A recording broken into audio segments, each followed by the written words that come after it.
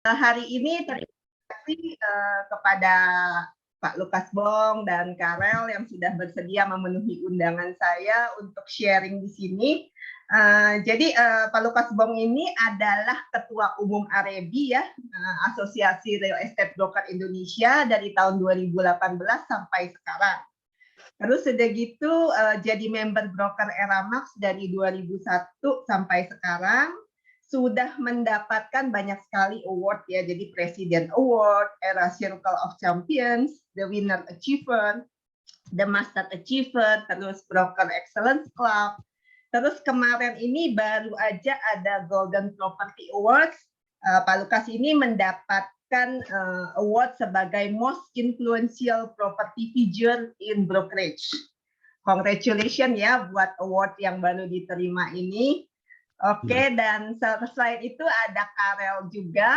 Bro Karel ini adalah equity analyst di Trimega Securities yang dia memang covernya adalah construction, property, sama semen.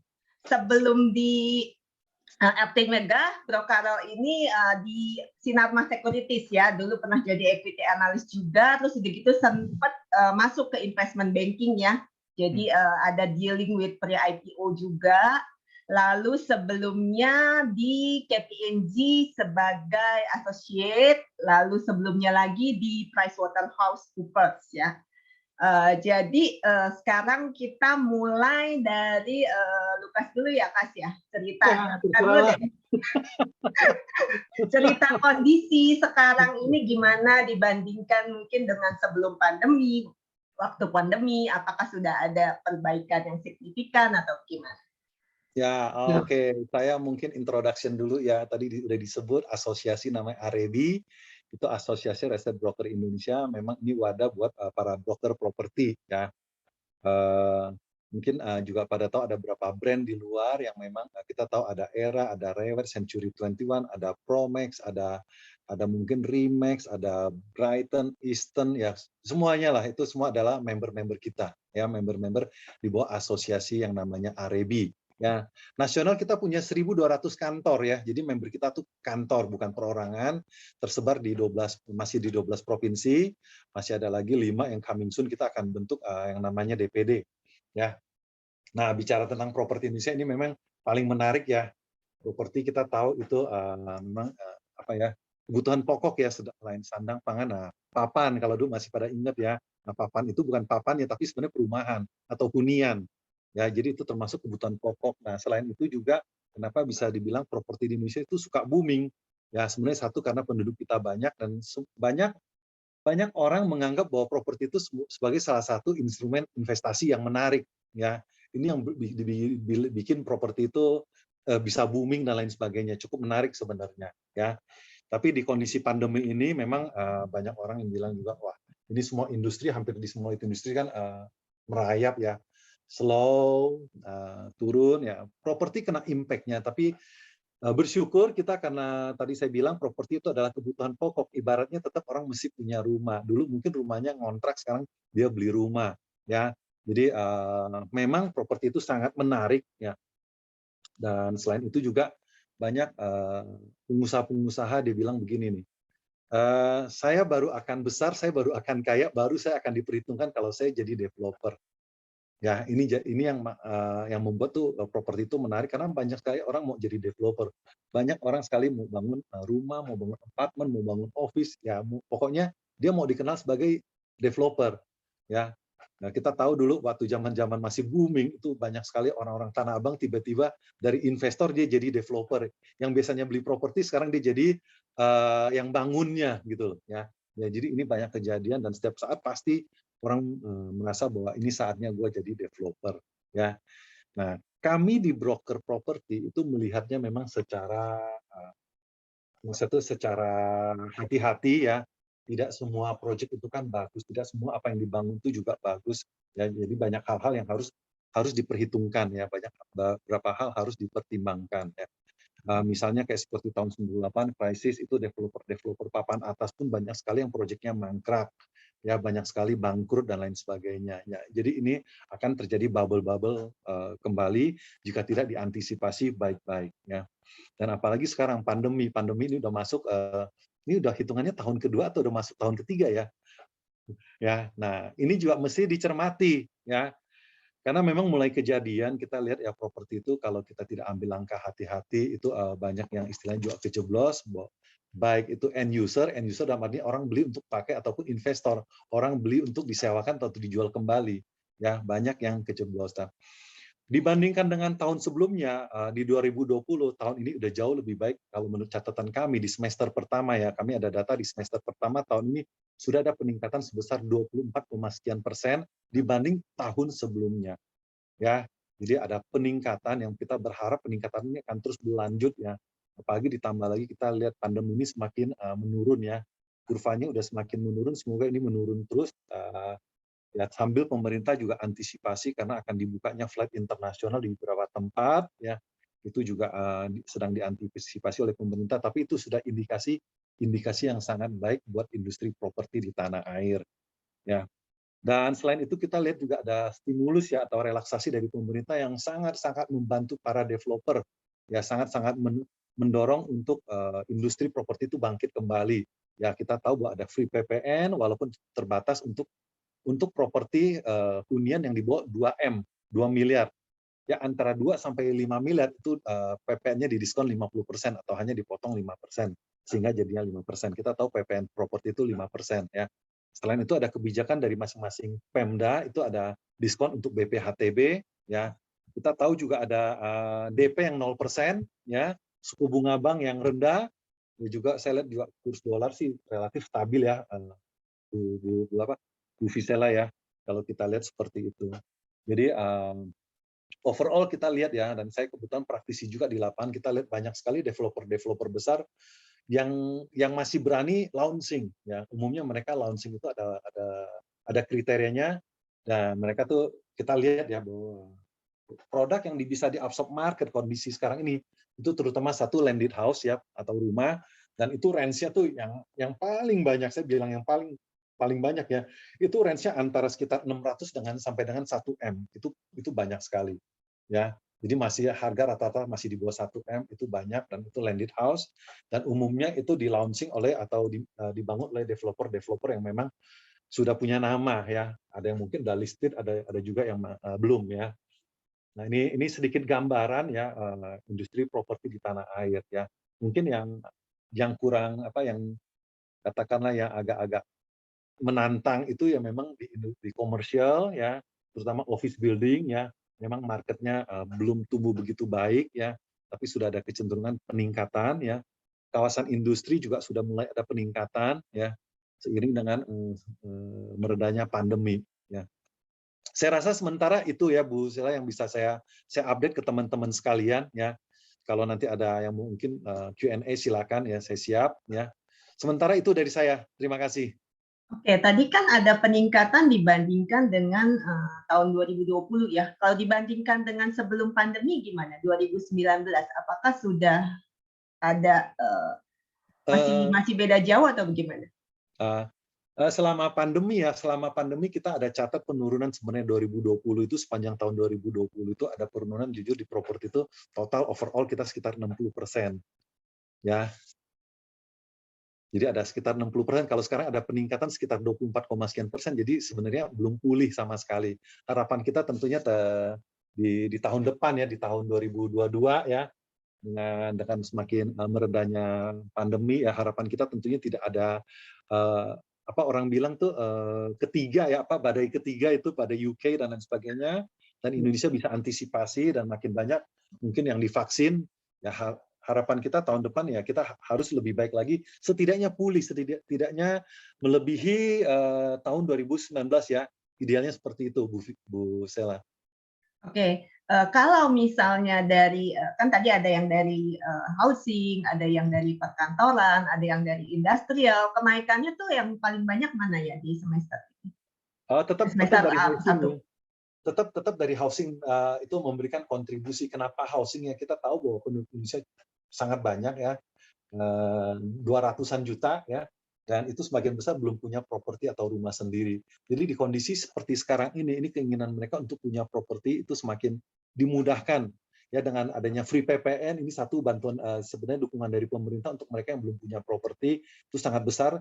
Kalau kita bicara free PPN itu artinya ada diskon 10%. Bayangin properti diskon 10% ya.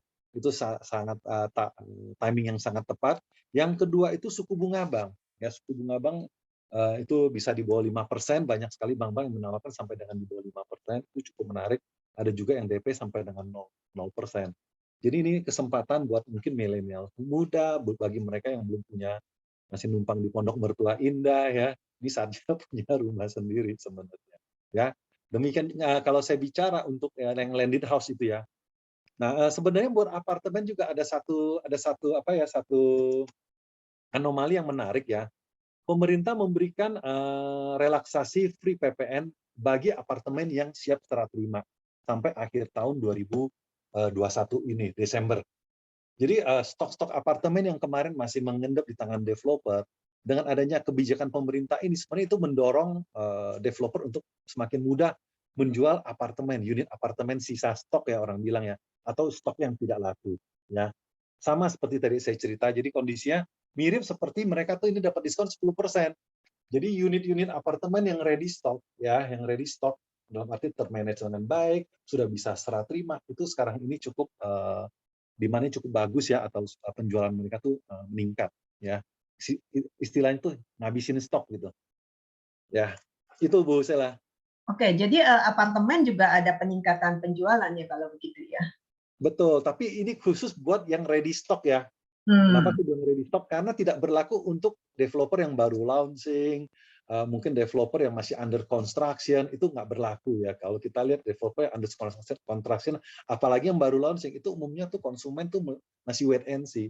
Jadi nggak Hmm. sih, sementara di luar lebih secure mereka beli yang sudah ready stock sebenarnya. Ya, tapi ada beberapa pengecualian ya, beberapa nama besar yang memang mungkin sudah listed company dan lain sebagainya. Mereka sih walaupun under construction, at least sudah topping off, itu penjualannya mereka masih ada. Ya. Oke. Tapi masih tetap lebih bagus landed house ya daripada apartemennya. Ya, kebetulan kalau kita bicara dulu kan kita ada konsep back to city, back to the city ya, artinya tuh kembali ke kota. Karena supaya apa? Mendekatkan hunian tuh dekat dengan kantor. Tapi zaman pandemi sekarang kebetulan banyak work from home ya. Mereka ingin tempat rumah tapak dengan lingkungannya yang banyak pohon dan lain sebagainya, itu memang ini yang mengakibatkan bahwa rumah tapak itu masih lebih menarik ya. Terus kemarin sebelum pandemi juga sebenarnya udah mulai digembar-gemborkan tentang konsep TOD, hunian yang TOD, Transit Oriented Development. Jadi konsep ini lebih banyak sebenarnya mendekatkan diri ke seperti ke sarana transportasi publik ya. Misalnya ada stasiun kereta api, MRT, LRT, dan mungkin juga terminal bis dan lain sebagainya. Ya. Nah, ini yang kemarin itu yang cukup menarik. Tapi begitu pandemi, setahun orang masih bisa tahan. Ini udah mau tahun kedua, ketiga udah mau masuk. Ya mungkin mulai dievaluasi kembali. Orang yang bilang tuh new normal life ini, ya orang mungkin lebih tinggal di luar kota nggak apa-apa. Toh mereka work from home atau mungkin tinggal di luar kota nggak apa-apa. Toh mereka mungkin seminggu sekali atau sebulan sekali baru kantor. Ya ini cukup menarik ya karena kita melihat juga bahwa demand untuk di luar kota itu cukup tinggi nih. Ya, contoh nih misalnya nih, itu banyak sekali profesional muda yang beli properti mulai katakan dari di Bali. Itu mulai banyak. Ya, tapi dia beli properti. Entah itu biasa kan kita tahu kalau rumah di Bali itu hunian yang berkonsep resort ya. Mereka kerja celana pendek, jalan kemana-mana celana pendek padahal di hari kerja. Ya, jadi itu cukup menarik dan di Bali itu jadi tujuan juga untuk investasi properti. Ya, saya bicara hanya untuk hunian, bukan untuk yang konsepnya hospitality ya, hotel dan lain sebagainya. Sementara ini masih banyak yang hunian dan itu pun rumah tapak di Bali. Ya, itu Bu Sela. Oke, kalau industrial land sendiri bagaimana? Nah, industrial land itu ya kita tahu lah ya, di masa pandemi ini investor-investor luar maupun lokal itu memang jarang sekali ambil posisi ya. Umumnya mereka juga wait and see. Tapi kita sempat tahun-tahun lalu sempat rame kan antara dua negara adidaya ya. Jadi mereka saling mengalokasikan pabriknya ke ini ya, Indonesia kecipratan ya.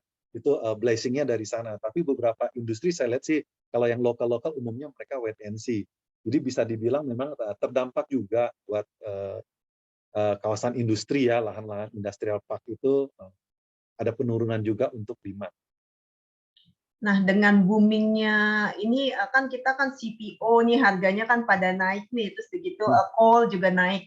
Nah, petani-petani dan penambang-penambang itu kan jadi lebih banyak uang lah. Nah, itu ada dampak nggak untuk mereka beli ke properti?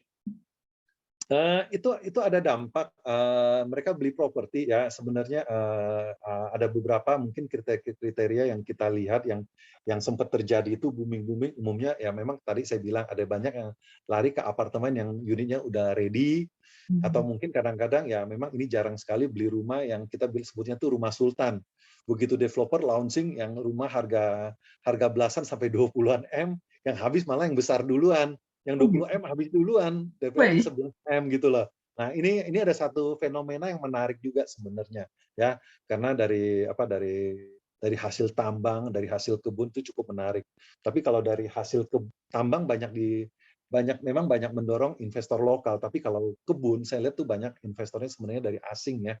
Mungkin saya nggak tahu apakah dananya dilarikan kembali ke negaranya dan sebagainya. Kita tahu bahwa hampir semua perkebunan di Indonesia itu mungkin majority pemiliknya dari luar ya. Ya itu Bu Sela. Iya, tapi kan ada petani-petani ya kayak di Sumatera itu ada petani yang mungkin tanahnya 5 hektar, 10 hektar, itu kayaknya banyak juga kan. Itu Iya, harusnya iya. Kalau kita bicara di mendongkrak. lokal itu banyak ya. Banyak umumnya kalau di daerah-daerah itu larinya ke properti-properti mungkin di bawah 500-an juta, tapi sekali beli bisa berapa unit gitu. Di Oh, combine itu ada catatan ya. oke. Berarti penjualan properti di daerah kayak Sumatera, Kalimantan juga lumayan terdongkrak apa justru mereka belinya di Pulau Jawa? Kalau tergantung ya, kalau cuma petani-petani umumnya mereka beli di lokalan. Tapi kalau di level-level ownernya biasa ya umumnya masuk ke pusat ya, ke ibu kota yang saat ini Jakarta masih jadi ibu kota negara.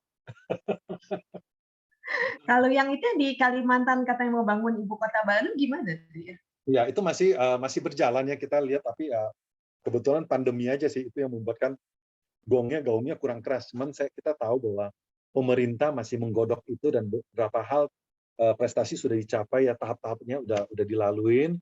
Tinggal kita lihat, tapi itu kita bicara long term ya.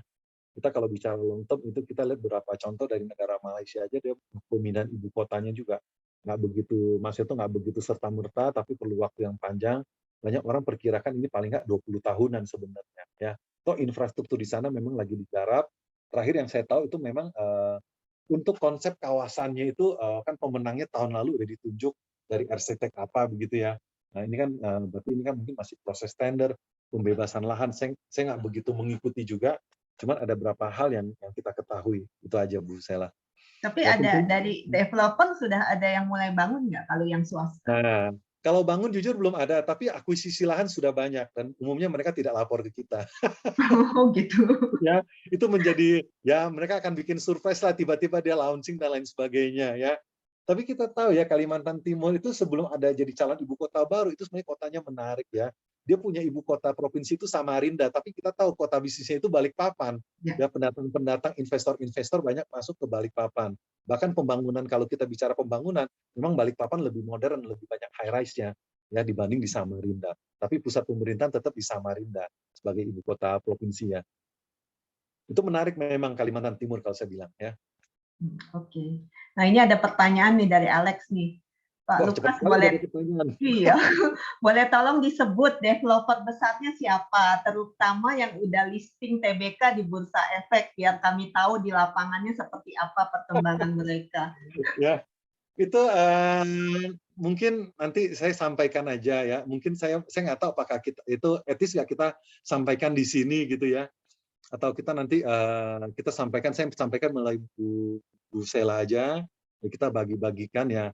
Kebetulan saya juga praktisi di sini untuk properti, tapi saya tidak di saham. Jadi saya hanya mengumumkan apa yang ada, tapi kalau ada sifatnya confidential, kadang-kadang itu jurusnya mereka yang tahu. Ya, tahu-tahu mereka udah buka di sana pun begitu launching saya baru tahu. Contoh nih kayak ada developer besar di Bogor ya. Nah, kita udah dengar begitu di launching kita kaget juga ternyata tanahnya itu sampai 700-an hektar gitu loh. Ya. Nah, ini hal-hal seperti ini nanti mungkin apakah boleh saya share di sini atau tidak? Nanti mungkin case by case saja kali ya. Mungkin bisa japri, kita mungkin bisa Zoom sendiri, meeting, kita ngobrol tuh bolehlah. Ya. Oke, ini deh mungkin dari Karel. Maaf, Karel kan lebih ngerti ya kalau yang TBK. Kita Hmm, dengerin Karel dulu aja kali ya. Tapi Pak Lukas ya, jangan pergi boleh, dulu boleh, ya. boleh. Nanti takut Kalau masih ada ada pertanyaan benang-benangnya nanti setelah ya ini. saya tambahkan betul. Iya. Oke, Karel, waktu dan tempat silakan. Oke, mungkin saya coba share presentasi saya ya.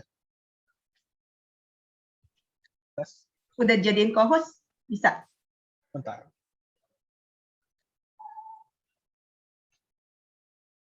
Oke, kelihatan? Oke, sudah kelihatan. Oke, kelihatannya yang full kan ya? Ya. Oke, selamat sore ya teman-teman semua. Thank you juga buat Cici Sela, terus kemudian Pak Lukas tadi yang udah menyampaikan presentasinya. Thank you juga ya buat teman-teman yang udah hadir ya pada sore hari ini. Nah, jadi kita bicara santai-santai aja nih tentang property outlook tuh gimana ke depannya. Apakah bakal boom lagi atau enggak? Nah, ini kan menarik nih. Jadi, kalau dari kita overweight ya di property karena banyak banget positif katalis ke depannya. Mungkin kita bahas satu-satu dulu ya. Jadi kalau kita ngomongin properti itu kita share price-nya kita lihat dulu nih. Jadi in the past few weeks itu tuh saham-saham developer properti itu tuh benar-benar kenceng banget. Itu tuh bisa naik sekitar 15 sampai 20% untuk di minggu-minggu kemarin. Nah, ini kenapa sih? Soalnya di kemarin-kemarin itu yang PPKM itu udah mulai dilonggarin ya dari level 4 terus kemudian ke level 3 sekarang itu di Jakarta udah di level 2.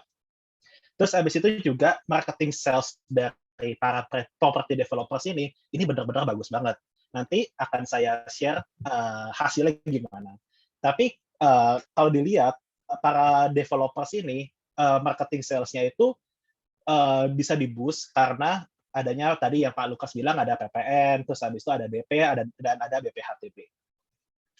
Nah, kalau yang property developers yang kita cover, itu ada BSD, Ciputra, Sumarekon, dan Tewon ya. Kalau dilihat di 9 month 2021 atau kuartal ketiga, marketing sales-nya itu sudah melebihi di 2020, di 9 month 2020, dan bahkan sudah melebihi di 9 month 2019. Nah, ini menunjukkan bahwa memang appetite di properti itu benar-benar bagus sekali. Dan langkah pemerintah yang membebaskan DP 0%, terus habis itu juga kemudian PPN yang diskon PPN, itu benar-benar tepat sasaran untuk nge-boost inflasi, ekonomi, dan juga para property developers. Nah, pertanyaannya adalah, apakah tren ini bakalan sustain ke depannya? Apakah marketing sales ini bakalan tetap kenceng di tahun 2022? Nah, nanti kita bahas satu-satu. Oke, jadi untuk kita tahu nih, gimana sih ke depannya, kita tuh harus tahu juga tren properti itu sekarang gimana. Siapa aja sih pembelinya, terus abis itu dengan tujuan apa dia membeli properti. Nah, ini ada banyak data-data yang saya kumpulkan untuk saya sampaikan untuk pada hari ini ya. Oke, jadi ngomongin property trend, sekarang itu banyak banget milenial kayak saya, Visela, terus kemudian Pak Bong, itu tuh kita yang milenial ini banyak membeli properti ya. Ini tuh kita 30% dari total buyers itu mulai mikirin nih, mulai membeli properti, mulai nyicil properti. Nah, di usia-usia produktif kita, yang milenial ini, mereka tuh udah mulai aware sama namanya financial awareness. Jadi karena banyak banget ya sekarang influencer yang ngajarin tentang finansial, terus apa, mereka tuh udah ngingetin bahwa, oh kalau punya duit itu lebih baik invest. Mau di saham, mau di properti, mau dimanapun, lebih baik di-invest. Nah, kebetulan waktu corona kemarin, ada waktu sahamnya itu lagi jeblok-jebloknya, itu tuh para milenial itu banyak ya nge-invest saham, terus habis itu waktu di Januari minggu kedua, mereka udah take out, mereka cabut dari saham, cuannya itu dibuat buat DP properti. Ini kayak teman-teman saya interview juga, kok bisa gitu di umur 27, 28, kok udah bisa beli properti? Iya, dibilang, iya gue habis cuan dari saham nih, terus habis itu gue langsung beli properti deh. Soalnya properti itu tetap instrumen investment yang pokok, katanya dia. Mau nggak mau harus ada, kecil nggak apa-apa, yang penting ada dulu.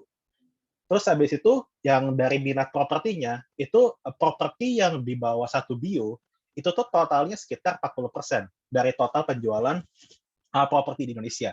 Kalau ini didorong juga sama tadi kayak PPN ya. PPN yang 0% itu ngebus banget tentang untuk properti-properti di bawah 1 bio. Nah, untuk yang 2 sampai 5 bio ini juga kebus juga karena yang PPN juga yang di diskon ya, sekitar ya jadinya 5%. Nah, ini menarik, properti ini pre-sales-nya makanya bagus banget. Terus habis itu kemudian dari properti yang diminati itu pasti house ya, itu di sekitar 86%. Kemudian untuk di lainnya kayak apartemen, ruko, dan others itu pasti di bawah 10%. Tujuannya mereka untuk membeli properti adalah untuk ditinggali, paling utama. Itu di 78%, dan 22%-nya itu untuk disewakan. Terus kemudian tujuan pembelian propertinya itu banyak yang rumah pertama ya, rumah pertama untuk ditinggali. Untuk dia sendiri biasanya ini pasangan-pasangan muda kan waktu pandemi itu biaya pernikahan murah ya. Biaya pernikahan itu nggak mahal lah bisa dibilang ya. Ada tinggal nyewa Zoom, terus habis itu catering nggak banyak lah ya biayanya ya, nggak kayak dulu. Nah jadi tuh duitnya itu dipakai sama mereka buat beli properti. Itu makanya di 62% ini banyak banget yang beli properti itu first time home buyers. Terus kemudian penawaran apa sih yang menarik buat para buyers ini? Oh ternyata insentif yang menarik buat mereka itu adalah DP yang rendah dengan diskon, terus habis itu dengan flexible payment, terus kemudian untuk KPR. KPR juga sangat mempengaruhi keputusan untuk property buyers. Nah, makanya waktu kemarin pemerintah ngumumin insentif yang DP 0%, itu berdampak positif sekali untuk sektor properti.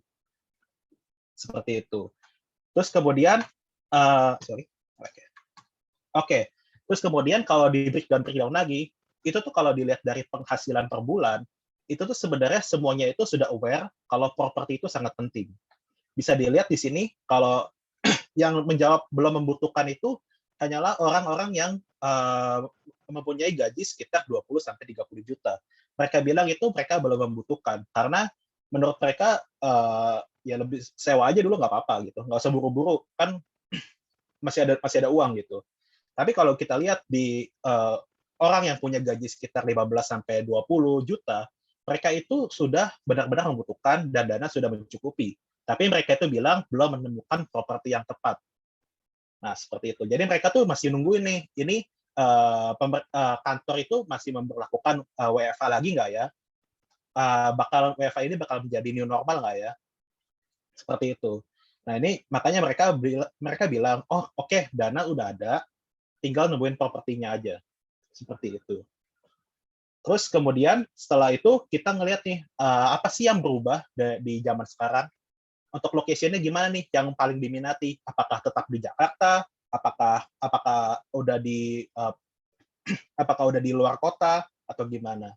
Nah, jadi kalau misalkan menurut survei, itu tuh yang tadi seperti Pak Lukas bilang, orang itu sudah aware sama namanya green area.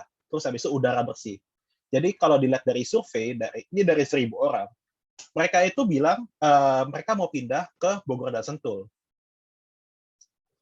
Why? Karena di Bogor dan Sentul itu benar-benar masih asri, terus habis itu udaranya masih segar, terus habis itu juga bisa dibilang karena WFH kemarin yang paling butuh internet, terus tinggal Zoom, itu tuh mereka bilang, ya udah kita pindah aja ke Bogor dan Sentul. Toh kalau misalkan nggak jadi WFH atau apa lagi, kita dari Serpong ke Jakarta dan Bogor dan Sentul tuh sama-sama 1 jam kok. Nah, jadinya mereka paling minat di daerah Bogor dan Sentul. Terus habis itu kemudian, kalau kita ngeliat lagi nih di website Rumah 123, keywords-nya, itu tuh pencarian rumah di Bogor dan Sentul itu meningkat hampir di 3 kali lipat. Nah, ini benar-benar menunjukkan bahwa zaman sekarang itu orang-orang tuh lokasi nggak begitu lokasi yang dekat ibu kota atau apa itu nggak begitu penting lagi. Mulai ada perubahan karena adanya faktor WFH tadi. Jadi itu orang sekarang lebih memilih ke green area, udara bersih, yang penting uh, ada internet yang memadai, seperti itu. Terus habis itu saya ada 2 developer, sebenarnya ada 3 ya. Ada 3 developer yang di daerah Sentul dan Bogor ya. Satu lagi BKSL sebenarnya, tapi BKSL itu proyeknya sudah habis ya. Jadi cuma tinggal land bank-nya doang di Sentul. Nah, jadi tuh waktu kemarin saya itu ada property survey ke sana. Saya ke Sentul, terus habis itu saya ke Bogor. Nah, waktu di Citra Sentul Raya ini, saya ke sana, saya itu dari Jakarta ke Sentul itu cuma sekitar 40 menit. Itu perginya ya, 40 menit. Terus kalau saya ke sana, saya tanya marketing sales-nya, itu tuh take up rate-nya tinggi banget, atau bookingnya itu tinggi banget. Untuk dia properti yang satu lantai, yang harganya 750 juta ini udah sold out before launch di November katanya. Tinggal sisa yang rumah 2 lantai itu sekitar 1,7 miliar nilainya. Itu masih ada 50 unit katanya. Nah, kalau misalkan kalau Summarecon Bogor, ini waktu saya ke sana saya kaget banget. Dibilang waktu saya ke sana itu rumah contohnya itu benar-benar ramai banget yang ngunjungin, membludak. Terus saya tanya, udah book TKP-nya udah berapa nih? Mereka bilang sih udah 100%, udah fully kejual, udah fully book. Nah, kalau di Citra sama Summarecon ini ada sistemnya namanya NUP atau booking. Jadi itu orang-orang itu nitipin duit sekitar 20 juta, itu tuh buat para broker ya ini kayak ngebooking, rebutan. Jadi ada kuponnya. Saya tanya itu, dibilang, oh iya, dari unit-unit kami udah pada di booking semua. Tinggal tunggu undian, lokasi yang dapat di mana gitu rumahnya. Nah, makanya saya dengan data-data yang tadi itu inline sama dengan kondisi lapangan sekarang. Terus kemudian ada juga interesting fact bahwa kalau teman-teman suka baca berita atau koran, itu ada fenomena ya. Orang kaya itu jual rumah di Pondok Indah atau di Menteng, itu tuh alasannya kenapa gitu. Terus habis itu dia tuh jual rumahnya itu ada diskon sekitar 30 sampai 40%. Nah, itu saya tanya, saya ada interview juga ke orang-orang tersebut, dia bilang gini, ya buat apa kita punya rumah gede-gede gitu. Udah bayar PBB-nya mahal, susah bersihinnya, terus habis itu harus ada kos ART atau asisten rumah tangganya itu mahal. Terus habis itu dia bilang kan, dulu kita beli di sini karena mempertimbangkan bahwa ini udah di pusat kota, terus habis itu halamannya luas buat anak kita main. Tapi di zaman sekarang orang-orang tuh anak-anak tuh jarang banget ya main di halaman atau gimana. Jadinya lebih ke gadget dan lain-lain. Jadi dia bilang ya udah kita buat apa gitu punya rumah gede-gede. Mending kita jual, terus habis itu kita pindah ke daerah-daerah yang berkembang. Rumahnya mungkin luasnya setengah aja dari sini. Terus habis itu mereka bilang yang penting ada komunitas sepeda, komunitas lari, terus habis itu ada tamannya, itu yang penting katanya dia. Terus habis itu dia bilang yang penting ada internet. Nah, ini juga kemarin itu waktu saya ke Summarecon Serpong, yang dia kan baru mau launching produk Carson ya. Waktu saya ke sana itu banyak banget orang-orang dari Menteng. Mereka bilang sih rumahnya mereka itu udah mulai laku kejual, terus mereka mau pindah ke situ. Terus saya tanya di Summarecon Carson itu, dibilang dari dia kan ada sekitar 90 unit kalau nggak salah, 90 unit. Dia itu udah kejual, udah di booking sekitar 50 unit TKP. Jadi fenomena untuk lokasi menurut saya lebih condong sekarang ke luar kota. Seperti itu. Nah, terus kemudian kita ngeliat nih supply and demand-nya di properti itu gimana. Jadi kalau untuk saya cuma ada data di Jabodetabek, saya kurang lengkap datanya untuk di seluruh Indonesia. Tapi kalau untuk Jabodetabek itu bisa dilihat demand-nya itu steady and bisa dibilang demand and supply-nya itu match. Karena kalau lihat sales rate-nya ini inline lah bisa dibilang, masih aman. Terus habis itu ini untuk landed house, sorry. Terus kemudian kalau untuk di apartemen itu jujur masih oversupply. Kalau dilihat sekarang itu jumlah apartemen di Jabodetabek itu ada sekitar 165.000 unit. Tapi okupansinya itu baru di sekitar 55%. So untuk apartemen menurut saya masih agak sulit menurut saya. Terus habis itu kemarin itu saya ada ini ya, kan ada yang peraturan Omnibus Law bahwa orang asing itu bisa membeli apartemen ya, tapi bisa membeli apartemen tapi dengan batas waktu bisa dibilang. Nah itu waktu saya ngelihat orang-orang di luar negeri itu sebenarnya mereka itu lebih ngincer ke Singapura, sebenarnya Singapura, South Korea. Jadi kalau misalkan untuk orang asing yang tentang Omnibus Law itu, untuk orang asing itu membeli apartemen di Indonesia, menurut saya masih belum. Menurut saya masih belum. Jadi mereka lebih baik menyewa. Nah, terus habis itu setelah kita membahas marketing sales, kita akan membahas tentang recurring revenue-nya atau pendapatan sewa. Jadi dengan adanya mobilitas Indonesia yang sudah semakin membaik, terus PPKM itu juga sudah mulai di loosening. Ini indicate dari Indonesia Mobility Rate dengan data ini, orang-orang itu sudah mulai keluar. Terus habis itu dengan trafiknya jasa marga itu sudah plus 8% sebelum COVID-19. Jadi udah melewati dari COVID-19, udah rame lagi. Nah ini indicate bahwa recurring revenue itu sebentar lagi akan rebound atau udah mulai rebound. Sebelum kita ke sana, mungkin saya ada sedikit insight, sedikit data. Siapa sih recurring revenue yang paling gede di antara para property developers? Jadi di antara property developers itu ada Pewon ya, tentu saja yang paling gede, yang dia punya Kokas, terus habis itu Gandaria City. Itu Pewon itu menduduki peringkat pertama di recurring revenue. Itu ada sekitar 53% dari total revenue. Terus kemudian disusul sama Sembra, itu ada di 30-an%. Ada punya Sumarekon Serpong, Sumarekon Bekasi, terus habis itu disusul sama Ciputra dan BSDE. Nah, untuk yang kontribusi rental space, itu yang paling tinggi adalah Sumarekon, itu ada di 71%. Terus kemudian kedua itu ada BSDE, dan ketiga itu ada Pewon, sekitar 66%. Terus kemudian disusul sama Ciputra. Ciputra ini memang dari rental space nggak gitu banyak, tapi dia paling well diversify recurring revenue-nya. Itu ada di hotel, terus habis itu kemudian hospital. Otomatis yang waktu hospital COVID-19 kemarin, itu hospitalnya dia itu benar-benar kenceng banget naiknya, sekitar 30% naik revenue-nya. Nah, untuk update sekarang, untuk gimana sih tentang kebijakan diskon yang diterapkan sama para developers. Nah, jadi untuk kebijakan diskonnya itu cuma Ciputra yang udah yang cuma ngebebasin 50% diskon, nerapin 50% rental diskon buat para penghuni, buat para tenan mall-nya. Sedangkan untuk Sembra, BSDE, dan Pewon ini masih under review ya.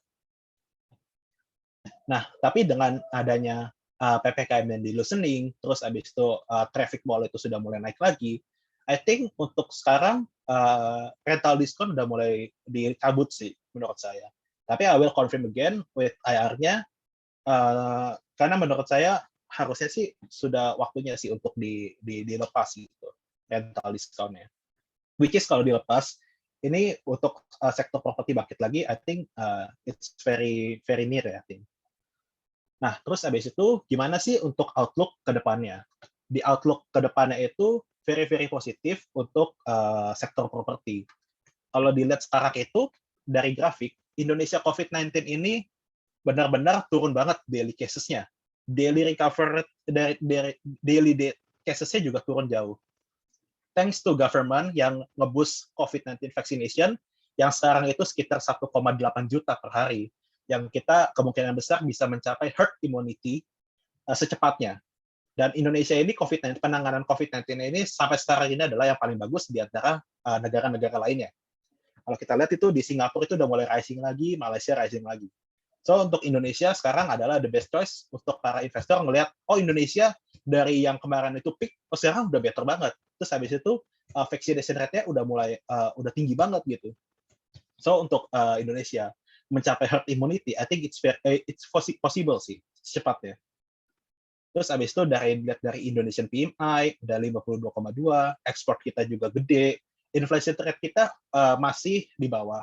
Tapi I think dari makroekonomis kami itu ada Pak Fahrul Sufyan, dia itu adalah the best macroeconomist. Dia expect inflation rate di kita itu bisa sekitar 5%. So untuk Indonesia itu masih bagus banget. Terus abis itu kemudian tadi Chief Visela itu singgung tentang commodity boom. I do some research on that. Jadi kalau misalkan ada commodity boom, kita itu 1 year lagging behind. Jadi kalau misalkan di sekarang itu commodity lagi boom, kita tuh marketing sales-nya bakalan ke reflect ke depannya. Kalau saya hitung-hitung, ini ada korelasi sekitar 66%. 66 sampai 80% dari korelasinya antara komoditas dengan marketing sales property. So dengan interest rate yang I think di tahun ke depan itu mungkin naik ya, tapi masih di bawah 5%. Itu kalau dari kita guidance-nya itu sekitar 4% untuk di tahun depan. Dengan suku bunga yang rendah, commodity boom dan lainnya, I think buat property ke depan marketing sales ya, I think will be steady and solid. Terus kemudian kita ada data juga tentang developers mana sih yang ada di commodity driven area. Jadi yang paling beneficiary dari commodity boom adalah Ciputra. Ciputra ini dia banyak banget, dia paling diverse di antara developers lainnya. Dia itu ada di sektor-sektor CPO, coal, lengkap lah dia bisa dibilang. Ada di Riau, Kalimantan, dan lainnya. Terus yang kedua itu adalah Semra. Semra itu ada di South Sulawesi, dia ada di Makassar ya. Nah, kalau ini bisa dilihat, makanya kenapa sih minggu-minggu kemarin Ciputra yang paling outperform dibandingkan para developers lainnya. Dibanding developers lainnya itu sahamnya merah, tapi Ciputra doang yang hijau. This is the reason why Ciputra steady and stable share price ya dari minggu kemarin. Also, setelah itu kita ngelihat dari commodity driven area juga sudah oke. Terus habis itu commodity boom, inflation rate juga mulai membaik, dan suku bunga rendah. We think di marketing sales tahun depan itu bakal steady. I believe so. Bakal steady and tetap strong. I think this is very good ya buat properti untuk ambil sekarang. Terus dari recurring revenue mungkin nggak terlalu nggak bisa 100% pulih, I think. Masih sekitar 80-90% lah untuk recurring revenue karena adanya tren WFO ya, tren WFH. Dan ya orang-orang kan juga nggak bisa pulih 100% pulih ke ini ya, ke belanja di mall gitu karena adanya e-commerce dan lain-lain. Terus mungkin kita sedikit flashback share price movement ketika ada commodity boom ya. Jadi waktu di tahun 2009 sampai 2013 itu waktu commodity boom itu share price-nya properti itu benar-benar naik secara signifikan. Terus kemudian dengan setelah commodity boom yang adanya pemerintah mulai nekatin nih LTV-nya, itu properti sudah mulai cool down. Terus kemudian the next commodity boom itu di 2015 sampai 2017 itu share price properti itu mulai bangkit kembali karena ada commodity boom. Terus kemudian di tahun 2020 karena adanya COVID-19, share price untuk properti itu pada turun ya. Ini berlaku untuk semua saham sebenarnya, semua sektor. Nah, pertanyaannya adalah gimana ke depannya? Commodity boom sudah berlangsung, coal udah sempat nyampe ke $250, CPO di 5.000. Nah, nikel juga ada di 22.000. So, we expect properti bakalan boom ke depannya. So, in conclusion, we are overweight in property sector because this is a proxy to economic recovery, and we think the pre-sales should be solid. Mungkin ada kebijakan yang VAT itu nggak diperpanjang, tapi dengan adanya yang tadi, katalis-katalis tadi, we think pre-sales remain solid. Terus kemudian topik kita di sektor ini adalah Semra ya. Semra, kemudian Ciputra, dan BSD, dan Pewon. Kenapa kita pilih Semra? Soalnya Semra itu dia punya juga di commodity driven area.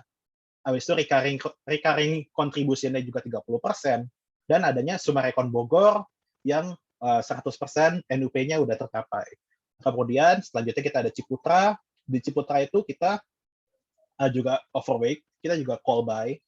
Why? Because karena tadi dengan Ciputra itu, tes. Dengan Ciputra yang dia main di segmen yang satu bio ke bawah, terus habis itu dia ada di commodity driven area. So we think Ciputra our topics juga. Terus kemudian BSD dan Pewon. Kemudian kalau secara valuasi, ini sebenarnya bukan targetnya Trimegah ya.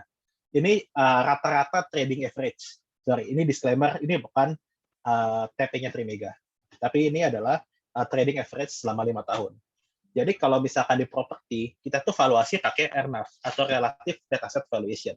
Jadi tanahnya dia berapa, land bank-nya berapa, terus habis itu recurring revenue-nya berapa. Terus habis itu kita bagi dengan total outstanding shares, so we dapat RNAV per share. Jadi kalau untuk BSD itu dia kalau misalkan 1 kali RNAV itu sekitar 4.000, and Ciputra 2.600, Sebra 37, and Taiwan 2318 ya. Nah, kalau di rata-rata di trading average selama 5 tahun itu, biasanya untuk BSD itu dia di tradingin di sekitar 68% RNAV. Ciputra di sekitar 48%, Sebra 67, dan Taiwan 73%. So, this is a potential upside kalau misalkan si properti ini tetap solid, pre-sales-nya, recurring revenue udah mulai membaik, and so we think this achievable, bisa achievable dengan katalis-katalis tersebut. Sama satu lagi paling, ketika COVID-19 membaik, kan ini kan kemarin itu concern-nya adalah COVID-19 ini bisa ada third wave nggak ya? Nah, kalau dari kami, kalau dari saya sendiri sih expect mungkin ada. Karena nggak menutup kemungkinan COVID-19 itu masih ada ya masih ada di sekitar kita. Tapi menurut saya nggak separah yang kedua, karena vaccination rate kita sudah tinggi. Terus habis itu juga dengan dolar, kalau tanggapan kami dengan dolar, untuk dolar di kami itu expect di 13.500. Dengan adanya debt ceiling nanti yang bakal ditandatanganin, diperpanjang. Terus habis itu juga ada a more memperkuat rupiah. Terus habis itu juga concern-nya juga adalah ke depan itu kan kalau misalkan COVID-19 itu sudah nggak gimana-gimana banget, berarti kan pemerintah ini bisa fokus untuk mau nge-boost sektor construction atau sektor lainnya, atau sektor properti. Kalau saya sih expect bakalan di-boost sama bakalan properti itu bakal di-boost, I think. Kayak misalkan contohnya PPN itu diperpanjang ya, misalkan di PPN itu diperpanjang sampai kuartal 1 2022 ya. Kalau misalkan pemerintah memperpanjang PPN itu sampai kuartal 1 2022, ini benar-benar angin segar banget buat properti. Kenapa? Soalnya di akhir tahun itu banyak banget orang dapat bonus.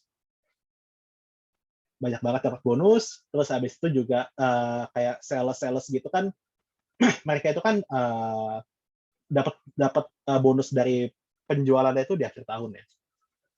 Terus kalau misalkan mereka dapat, nah itu mantep banget sih buat sektor properti sih menurut saya.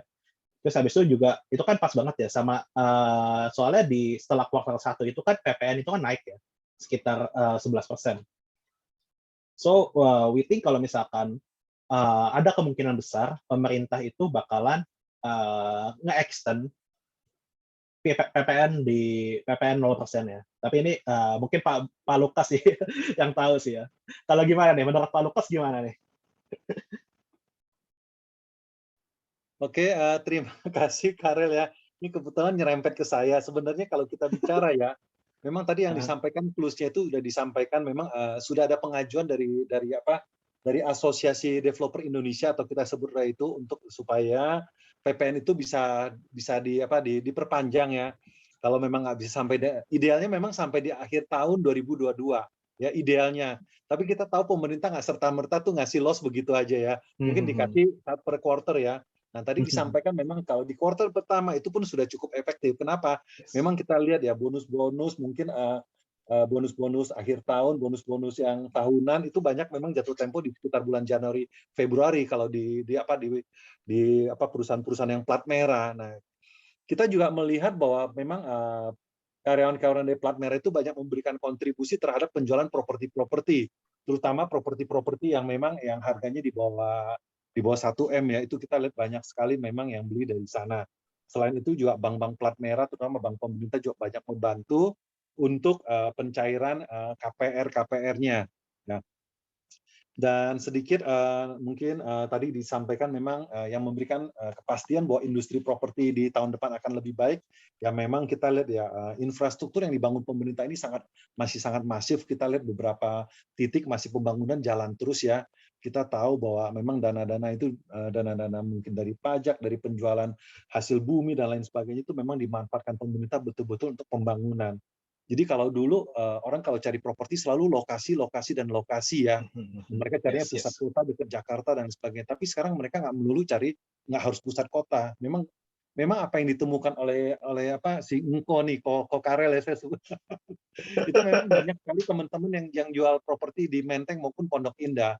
Karena kendalanya mereka merasa bahwa saya anaknya juga udah pada gede-gede, tinggal serumah cuma berdua, kadang-kadang sama mbaknya aja, cari mbak juga susah, satu nggak cukup, katanya alasan rumah kegedean. Jadi ini banyak kendala-kendala sehingga mereka jual, mereka bisa dapat properti di luar mungkin lebih nyaman, lebih hijau, lebih seger udaranya, airnya juga katanya lebih jernih, sehingga sisa dananya bisa mereka simpan atau mereka invest lagi jadi passive income buat mereka pada saat properti itu disewakan. Ya, jadi ini memang ada fenomena yang menarik ya, terutama untuk mereka-mereka yang dulunya bahwa harus bertempat tinggal di pusat kota. Sekarang tidak lagi ya. Dengan pandemi ini semuanya berubah total yang kita sebut new normal life. Jadi rumah-rumah di pinggir Jakarta itu ya, itu banyak sekali sekarang itu yang memberikan kontribusi terhadap meningkatnya penjualan di sektor properti. Ya, tadi memang disebut ya ada berapa ini memang kebetulan kita kenal sekali.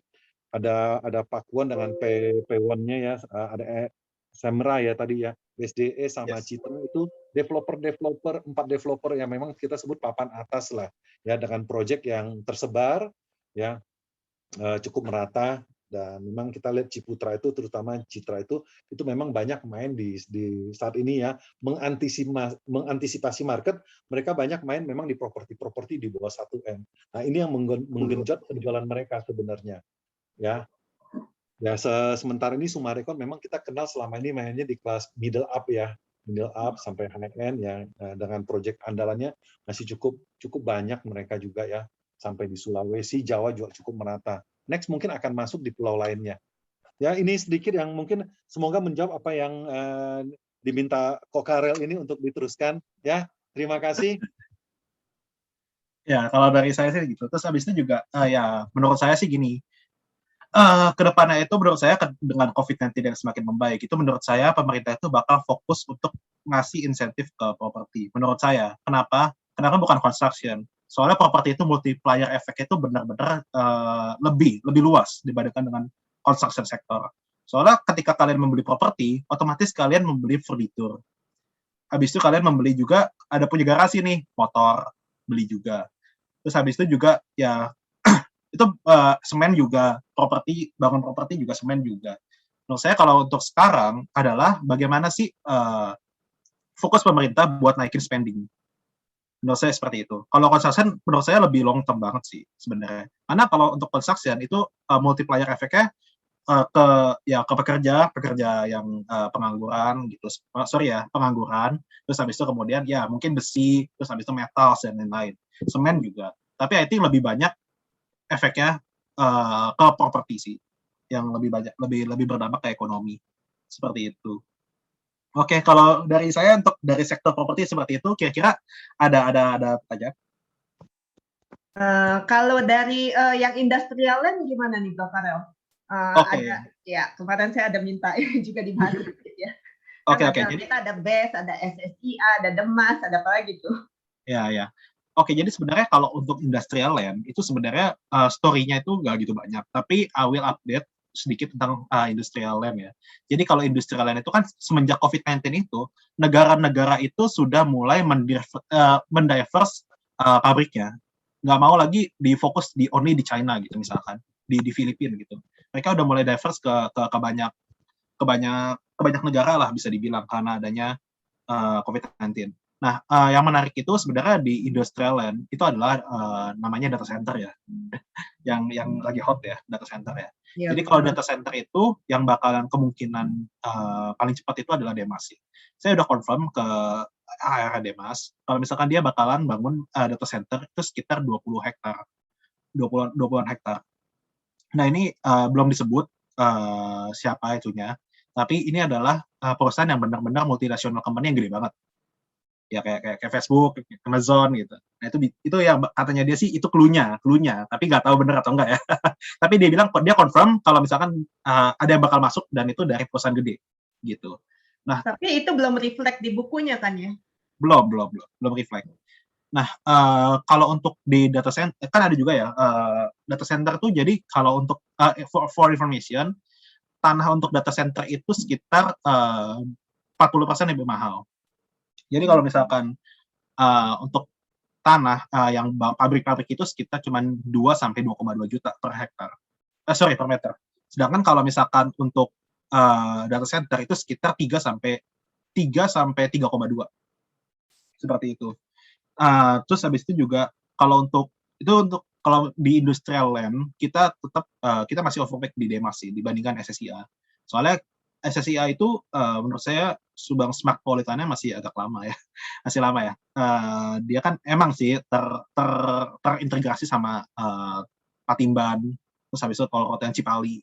Tapi itu masih lama menurut saya. Soalnya di progres Tol Rote itu jujur masih 50%. Terus kan pabrik-pabrik itu kan company itu nyari yang udah siap jadi, udah well established. Which is Demas yang udah well established. Terus abis itu juga saya ngobrol juga sama Jasa Marga. Mereka tuh gimana mau bangun nggak? Maksudnya kapan nih bangun yang jalan tol itu? Mau dilanjutin gimana gitu? Mereka bilang masih agak lama, soalnya dia masih fokus ke yang Jabodetabek area dulu.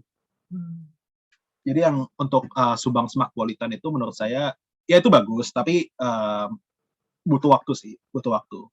So untuk sekarang yang kita cari yang well established, itu Demas. Oke, thank you untuk update-nya. Kalau dari construction sendiri, tadi kan dibilang lebih lama ya, tapi cukup menarik nggak kalau misalnya untuk kita beli sahamnya sekarang? Oke. Jadi untuk construction mungkin akan saya bahas juga. Tapi paling yang properti dulu, apakah ada pertanyaan sebelum saya lanjut ke construction? Sebentar, ada banyak pertanyaan nih, sebentar ya, saya baca. Oke. Pak Karel, apakah harga-harga emiten properti sudah price in saat ini? Tadi udah dikasih kayaknya ya untuk ininya ya, perkiraan upside-nya ya harusnya ya. I think masih banyak sih upside di properti. Iya. Oke, terus ini dari Ibu Kristina ya, apartemen udah kapok dah, masalahnya nggak kelar-kelar, hukum yang melindungi pembeli hampir nggak ada, dominasi pengembang tetap ada melalui PPRS, ogah deh beli apartemen lagi, makanya oversupply ya. Terus tadi udah dijawab nih sama Pak Lukas, apartemen memang umumnya ranahnya paling banyak dikuasai oleh investor, bukan end user. Apartemen yang jualannya hampir habis, tapi okupasinya masih rendah karena tidak tersewa. Oke, terus Kok Karel, terima kasih atas penyampaiannya. Iya nih, Kok Karel penyampaian bagus banget, komprehensif sekali. Thank you nih. Saya hendak bertanya, apakah ada pendapat soal properti yang sangat sensitif ke e-commerce seperti pergudangan, MMLP, dan data center? Oke, jadi untuk MMLP sebenarnya saya lagi do some research sih, tapi belum selesai saya research sih. Tapi untuk MMLP itu kan ya Tokped ya. Tokped itu katanya memasukkan. Dan which is sekarang itu kan yang pergudangan 2.0 atau modern warehouse itu cuma MMLP ya sekarang ini. And ya ini dengar-dengar juga, cuman kabar angin ya. Ya, Tokopedia masuk ke MMLP dan itu kan bakal meningkatkan dia ininya ya. Soalnya kalau ngelihat dari track record-nya si MMLP, dia ini kan sama Lazada ya, sama Lazada tuh dia tentunya gudang modern warehouse yang udah pengalaman sama e-commerce, which is Lazada masuk di MMLP. Terus Nah, tapi maksudnya Lazada punya saham di MMLP gitu? oh bukan, sorry, maksudnya Lazada itu custom kliennya MMLP. Oh, oke. Terus habis itu nanti ya dengan e-commerce yang semakin melesat dan ya apalagi kan nanti kan ya kita tuh lama-kelamaan juga pasti berubah jadi e-commerce country lah ya, bisa dibilang lah ya. I think MMLP sih bisa. Ya the most favorable sih MMLP kalau untuk gudang sih. Tadi Tokopedia juga jadi kliennya apa masuk saham? Ya Rumornya. ada rumor. Akan membeli ya. Iya, ada rumor, tapi ya ini kita belum bisa confirm ya. Tapi menurut saya kalau misalkan Tokopedia jadi klien MMLP, it is a big possibility menurut saya. Karena MMLP doang yang modern warehouse pada saat ini. Seperti itu. Dengan kalau gudang-gudang yang lain tuh belum modern. Cuma MMLP doang. Terus paling untuk data center ya. Kalau untuk interesting fact lagi, kalau misalkan properti yang dekat-dekat gudang itu tuh dekat-dekat gudangnya kayak Tokopedia atau apa tuh land price-nya tuh naik secara signifikan. Bisa sekitar per tahun itu bisa sekitar 15-20%. Kalau ngeliat, I do some research in US, kalau misalkan properti yang dekat-dekat gudang Amazon, itu tuh land price-nya tuh meningkat tajam. Ini for your information aja, interesting fact aja. Paling ya itu sih interesting fact aja sih. Terus habis itu ya untuk data center kan ada rumor ya yang BSDE juga bakal bangun data center. Terus habis itu IDEMA sudah pasti, yes mereka bakalan bangun data center. Kalau untuk BSDE dia bilang yes kita bakal bangun data center dengan luas sekitar 10 sampai 20 hektar. Tapi itu prosesnya masih dalam pembicaraan dan kemungkinan construction-nya di tahun 2002 akhir katanya gitu. Ciputra also karena dia punya MDTL. Ya dia bilang dia juga bakal lagi study case juga untuk data center ini. Oke, nah tadi yang dekat sama MMLP apa tuh propertinya? Saya apa ya?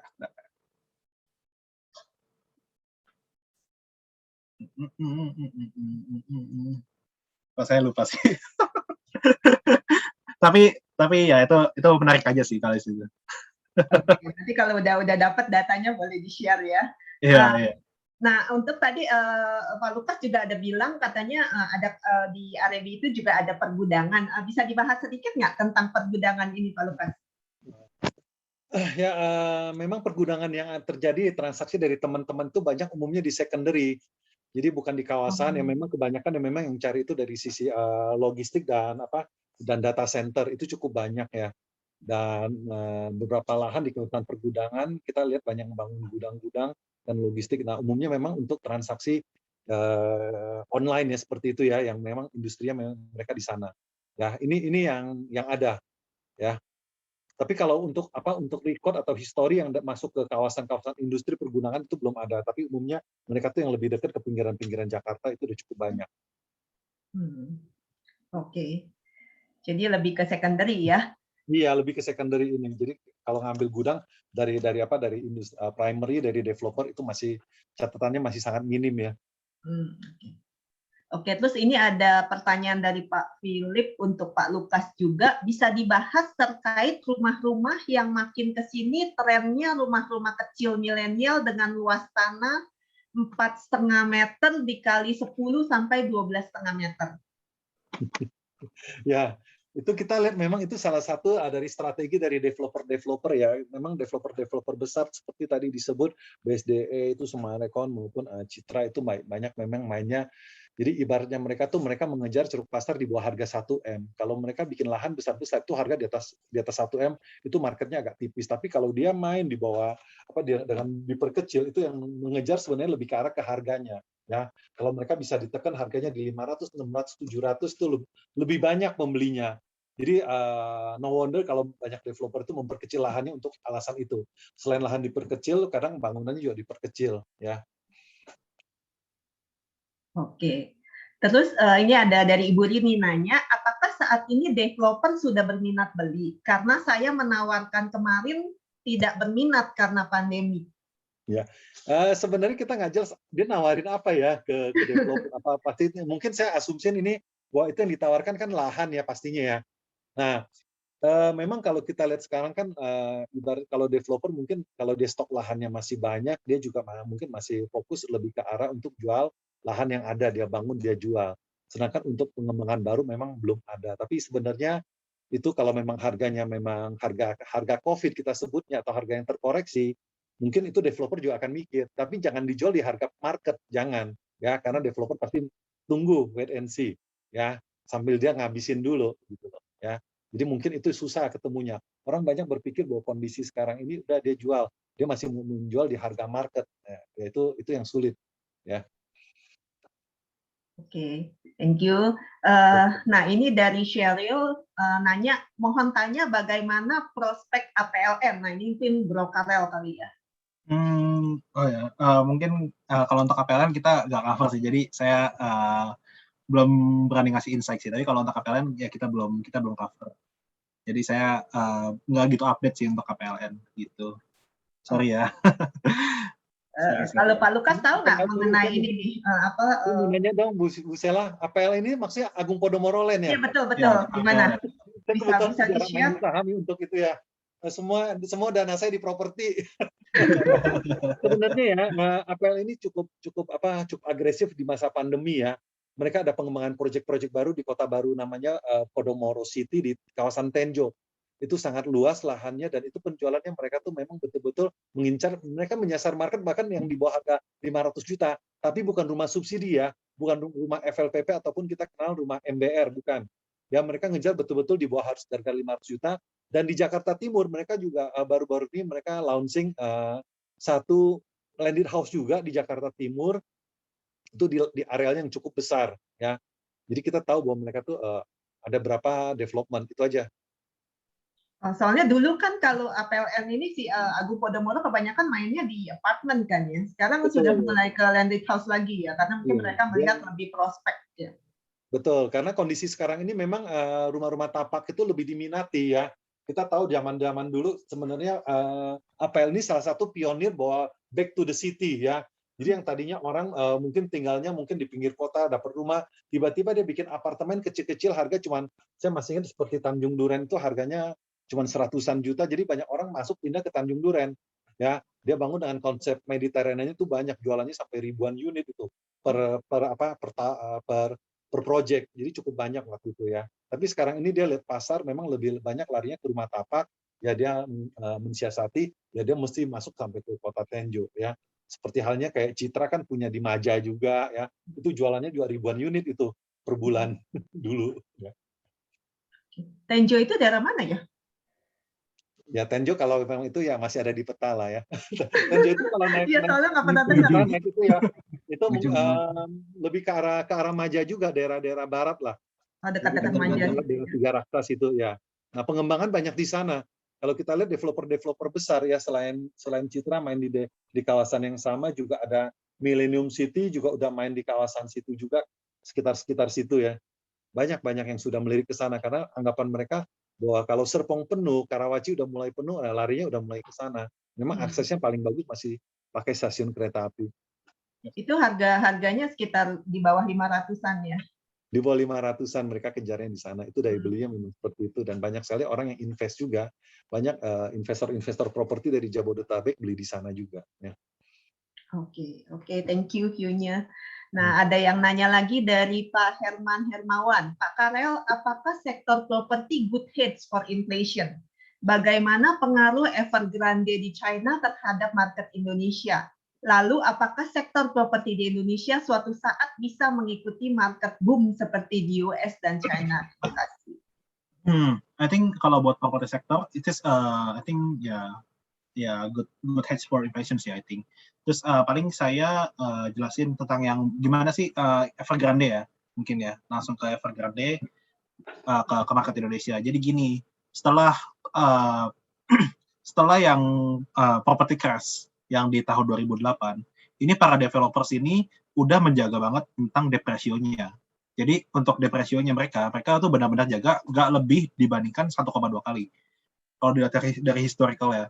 Memang kalau misalkan dilihat dari DARE itu sebenarnya masih tinggi ya, tapi tingginya tuh nggak lebay. Tingginya tuh cuma sekitar ya 0,9, which is ya oke gitu kan. Dengan ICR ya sekitar di atas 2,5 gitu. Which is masih sustain. Nah, pengaruh Evergrande tuh gimana ke Indonesia? I think lebih ke ini aja sih sebenarnya sih. Kalau untuk propertinya kita secara langsung nggak direct secara langsung. Lebih ke komoditi kita yang lebih ngaruh. Jadi kan kita kan ada ya ekspor juga kan ke sana kayak si ya coal, metal, nikel dan lain-lain kan maksudnya. Ya lebih ngaruh aja ke sana sih. Karena kan purchasing power dia otomatis kan lebih rendah lah ya bisa dibilang karena adanya krisis Evergrande ini. Tapi ini I think kalau untuk yang Evergrande ini sebenarnya ini sebenarnya udah direncanakan sih sebenarnya. Ini menurut saya ya. Soalnya I think nggak mungkin pemerintah Cina itu naikin. Dia kan ini kan Evergrande kan dia gara-gara peraturan yang DARE kan. Peraturan DARE itu ada di cap di sekitar 3,5 kali. Itu kan makanya si Evergrande ini dia yang tadi propertinya dia udah bangun, dia kan bangunnya pakai debt yang gede kan. Otomatis dia harus jualan propertinya dengan harga yang di bawah pasar, di bawah harga kosnya dia. Which is rugi buat dia. Nah, ini menurut saya sih ya pemerintah Cina udah kalkulasi sih sebenarnya sih dengan adanya dia naikin apa namanya bukan di cap sih, biasanya dibatasin di DRS gitu. Ya, I think ya nggak mungkin lah Evergrande yang properti nomor 2 the largest gitu, nggak dimention debt-nya sama si pemerintah China. Terus abis itu ya this is a short term aja I think buat ini sih buat China. Tapi apakah ini bakal berpengaruh langsung ke Indonesia? I think no. Lebih ke komod aja, nggak langsung ke direct impact ke properti. Seperti itu. Terus abis itu apakah suatu saat bisa mengikuti market boom seperti US dan China? Untuk di China, I think less likely sih, karena di kita tuh land-nya masih banyak ya, masih banyak. Terus abis itu ya masih oke sebenarnya. Terus abis itu infra kita kan juga. Kalau di China tuh kan dia land-nya ya dia kan apa namanya populasinya tuh ya benar-benar nomor 1 ya paling banyak lah ya terus habis itu kan pemerintah Cina kan juga udah ya antisipasi sebenarnya. Tapi kalau kita kan ya negara kita tuh land bank-nya juga masih banyak. Terus habis itu juga kita masih punya nanti ada ibu kota baru. Nanti ibu kota baru kan saya bahas nanti di sektor construction ya. Ya ada ibu kota baru. So I think ya less likely sih kalau buat kayak China gitu sih. Oke, terima kasih. Nah, ini ada pertanyaan dari Pak Herman lagi. Pak Lukas, bagaimana dengan PANI? Ada cerita apa? Ini ya, jadi PANI itu ada Agung Sedayu, ada beli satu perusahaan di bursa yang ya, terus begitu tiba-tiba sahamnya jadi naik banyak. Pak Lukas tahu nggak nih ceritanya? Apakah itu di sektor properti juga sih PANI-nya ini? Bukan. Kayaknya sih kalau menurut saya tuh kayak backdoor listing ya. Mungkin mereka mau listing tapi ya akuisisi satu saham yang di sektor berbeda gitu loh. Saya melihat sih Agung Sedayu itu satu developer yang kuat ya, kayaknya nggak ada alasan dia buat untuk dia kumpulin dana ya sebenarnya ya. Itu aja sih yang saya lihat. Saya nggak tahu actionnya dia di bursa seperti apa, saya nggak ikutin. Tapi kalau kita lihat dari project-projectnya dia, mungkin saya cerita sedikit ya bahwa Jakarta itu pengembangannya adalah kalau kita bicara ke koridor selatan itu ke kawasan Sentul dan Bogor. Kalau ke koridor barat itu Serpong dan ke ujungnya lagi ya. Tapi kalau kita bicara ke timur itu koridor mulai dari Bekasi, Cikarang sampai dengan Kerawang. Nah, ke utara ini itu dikuasain oleh si Agung Sedayu dan kawan-kawan berupa reklamasi. Jadi kalau kita bicara reklamasi itu sebenarnya tidak begitu rawan dengan sengketa tanah sebenarnya karena itu lahan yang awalnya kan tadinya kan cuma laut ya diuruk. Nah, tapi lebih repotnya dengan kebijakan pemerintah sebenarnya. Tapi kita tahu itu bisa diatasin semua dan buktinya apa? Dengan adanya pemerintahan boleh berganti tapi kebijakan itu tetap akan berlanjut, akan tetap di-approve lah. Ya karena kita tahu keterbatasan lahan di DKI Jakarta dan sekitarnya. Ya kita lihat ya solidnya di si Agung Sedayu di sana dan proyek-proyek mereka juga skala kita bilang yang mega development lah ya. Oh ya, sebelumnya saya nih di kesempatan ini saya mau nyapa ada Bu Aan Andriani ya, itu salah satu direktur dari Era Indonesia, ya Bu Aan Andriani. Ada tadi Bu Christine Ermin itu investor besar itu, Wah, ya. makasih nih udah hadir di sini. Oh, Nah, ada Devi, ada Priti dari Arebi. Nah, Bu Wini ini dari Semarang nih. Ini ketua DPD Jawa Tengah ya, pemain properti juga ya. Terus ada Pak Iwan Sutandi, salah satu investor ini juga. Pak Edi Mulyawan juga saya ternyata dia King of Property di Bandung, ternyata dia pengamat saham juga rupanya. Beliau Pak Adi Mulyanto ya itu Pak King of Property di Bandung ya. Wah, Itu mantap aja. nih. Oke, kalau Bro Karel ada dengar nggak cerita Pani nih, Bro Karel? enggak sih, actually enggak. Enggak ngikutin sih Pani sih. Oke, ini Bu Christina Ermin ntar ya mengenai ibu kota baru akan dibahas sama Bro Karel. Terus ini Ibu Agnia nanya bagaimana dengan LPKR Lipo Karawaci? Apa ada insight Pak Lukas dan Pak Karel?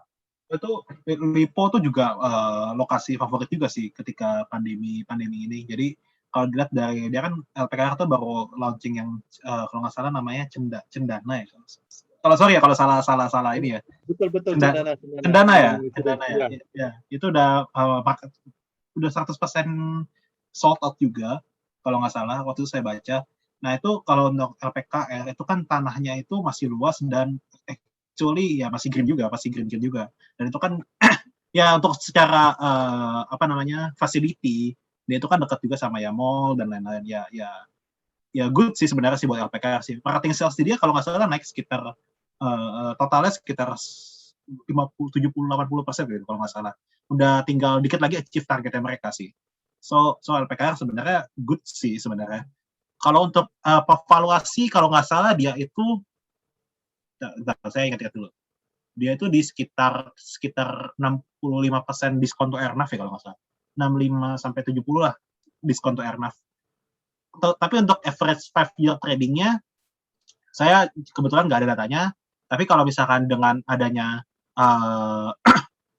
yang katalis tadi, I think bisa sih jadi 60% diskon to earnaf, which is di 190 lah, 190.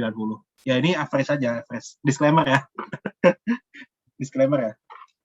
Saya tambahkan ya, kebetulan saya cukup tahu dengan kelompok Lipo ya. Lipo itu memang sekarang ini dia mencermati demand-nya market ya, memang banyak main di rumah tapak ya. Tadi yang disebut Cendana Residen, sebelumnya ada Waterfront, sebelumnya lagi ada Rolling Hills, itu ya itu produk mereka berupa cluster, begitu launching habis.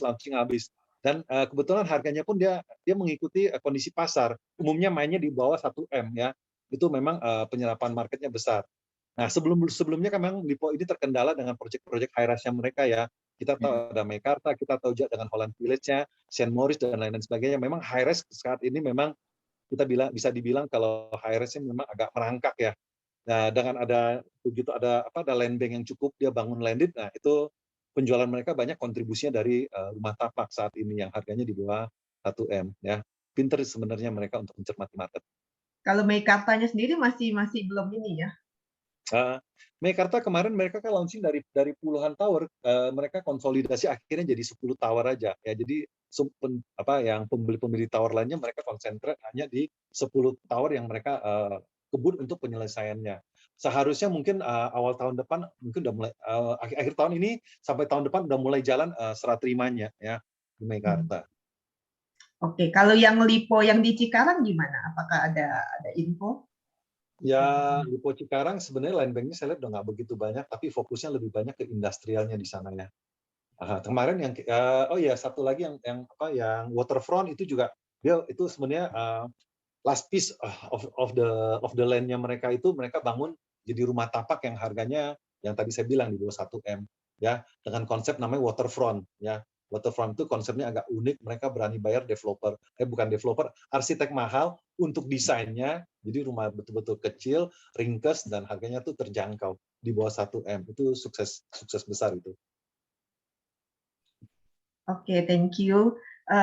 Nah, ini ada Pak Denny nanya overview market construction. Mungkin Bro Karel sekarang bisa masuk ke construction dulu kali ya, sebelum nanti kalau ada yang mau nanya-nanya lagi. Sip. Oke. Saya lanjut ke sektor construction ya. Oke.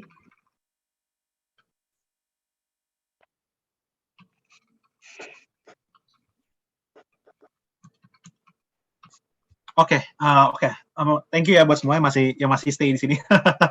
Ya, jadi kita bakalan bahas tentang construction sector itu gimana. I think buat construction sector ke depannya I think masih netral sih. Masih netral di construction. Karena masih banyak, I think this is I give a title a rocky road because masih banyak halangan sih untuk sektor konstruksi ke depannya. Kalau dilihat di sektor konstruksi itu uniknya adalah dia itu sektor yang cyclical banget, selalu main di kuartal keempat. Ini biasanya untuk di sektor konstruksi seperti itu. Why? Karena di sektor konstruksi itu biasanya tuh kontrak-kontrak baru itu di disburse di akhir kuartal.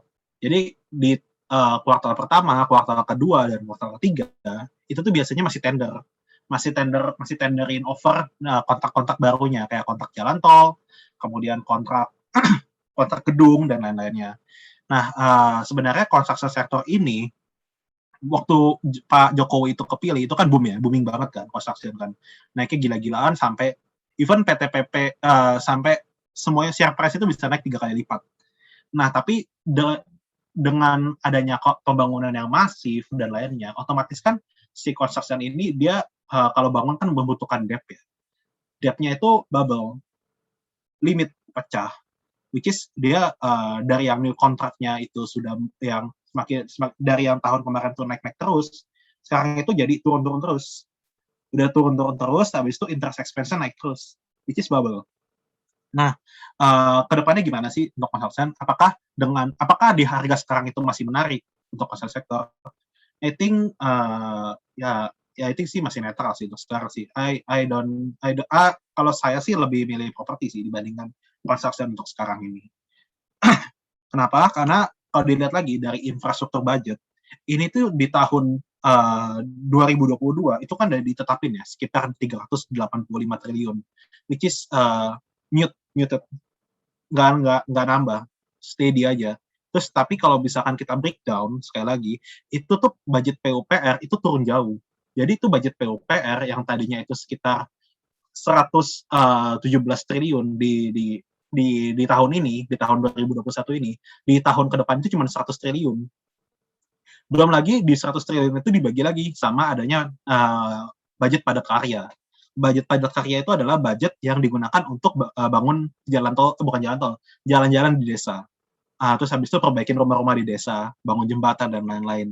Which is itu nggak masuk ke kontrak barunya buat SOI. So untuk tahun ke depan itu sebenarnya I think it's quite challenging sih buat infrastruktur buat sektor construction.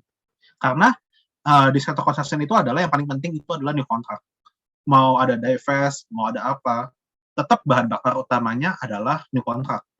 Karena menurut saya gini, buat apa? Oke, kalian mungkin ada divestment atau apa, tapi tetap aja kalian itu kan revenue dari new contract gitu.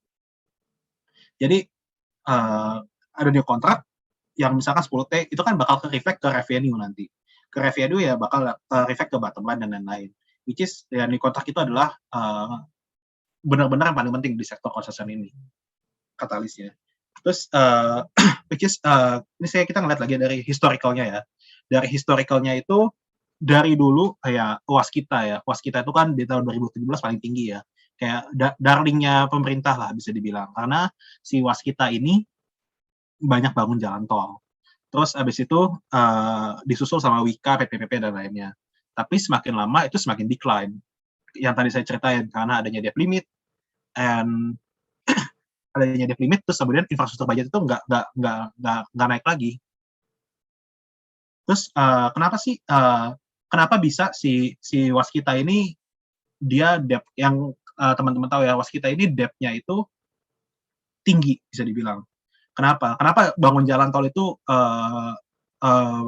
bakal hurt, ngehit debt-nya. Soalnya gini, jadi di construction itu mungkin saya jelasin ya. Di construction itu ada tiga jenis project. Yang satu itu adalah progress payment, which is kalau misalkan kalian bangun gedung gitu kan, itu kan diakuin secara progress. Misalkan kalian udah 30% itu dibayar, 50% dibayar. Itu namanya progress payment. Terus yang kedua itu adanya namanya turnkey.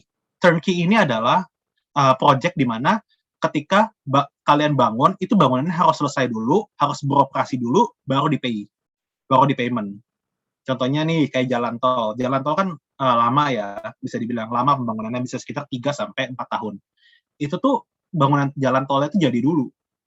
Bangunan jalan tolnya jadi dulu, beroperasi dulu, barulah dibayar. Which is itu hurt. Susah banget buat ya karena kan debt-nya itu kan kalau bangun jalan tol harus ngutang dulu lah ya.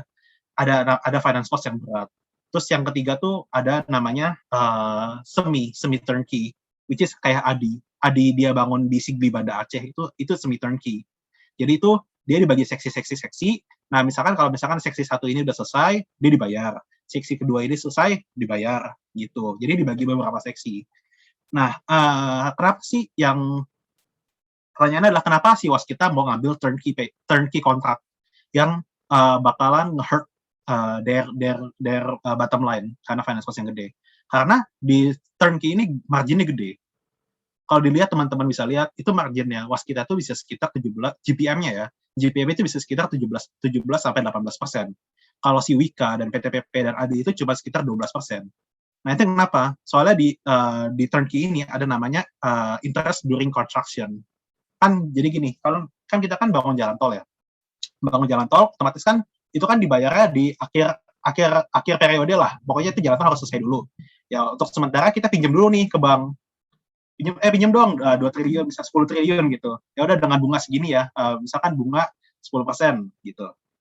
Nah, si waskita ini dia bakal ngecuanin si interestnya itu. Ada namanya interest during construction.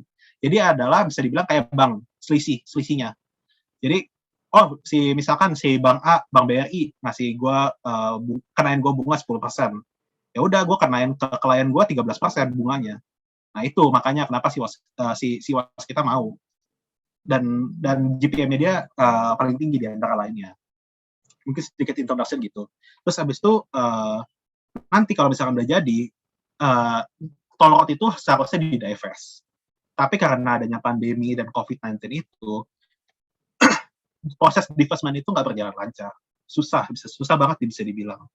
Which is makanya waktu kemarin itu si waskita itu di construction company terutama waskita itu bottom line-nya negatif bisa dibilang. Nah, di tahun 2022 itu tuh mereka rencananya bakalan nge-divest semua itu. Karena tadi ekonominya udah mulai membaik, terus habis itu ekonomi udah mulai membaik, inflation ada, terus habis itu ya roda ekonomi berputar lagi, mereka tuh mau nge-divest tol-tolnya itu. Jadi untuk nyawa construction di tahun depan lebih ke divestment sih bisa dibilang. Divestment tol-tolnya mereka.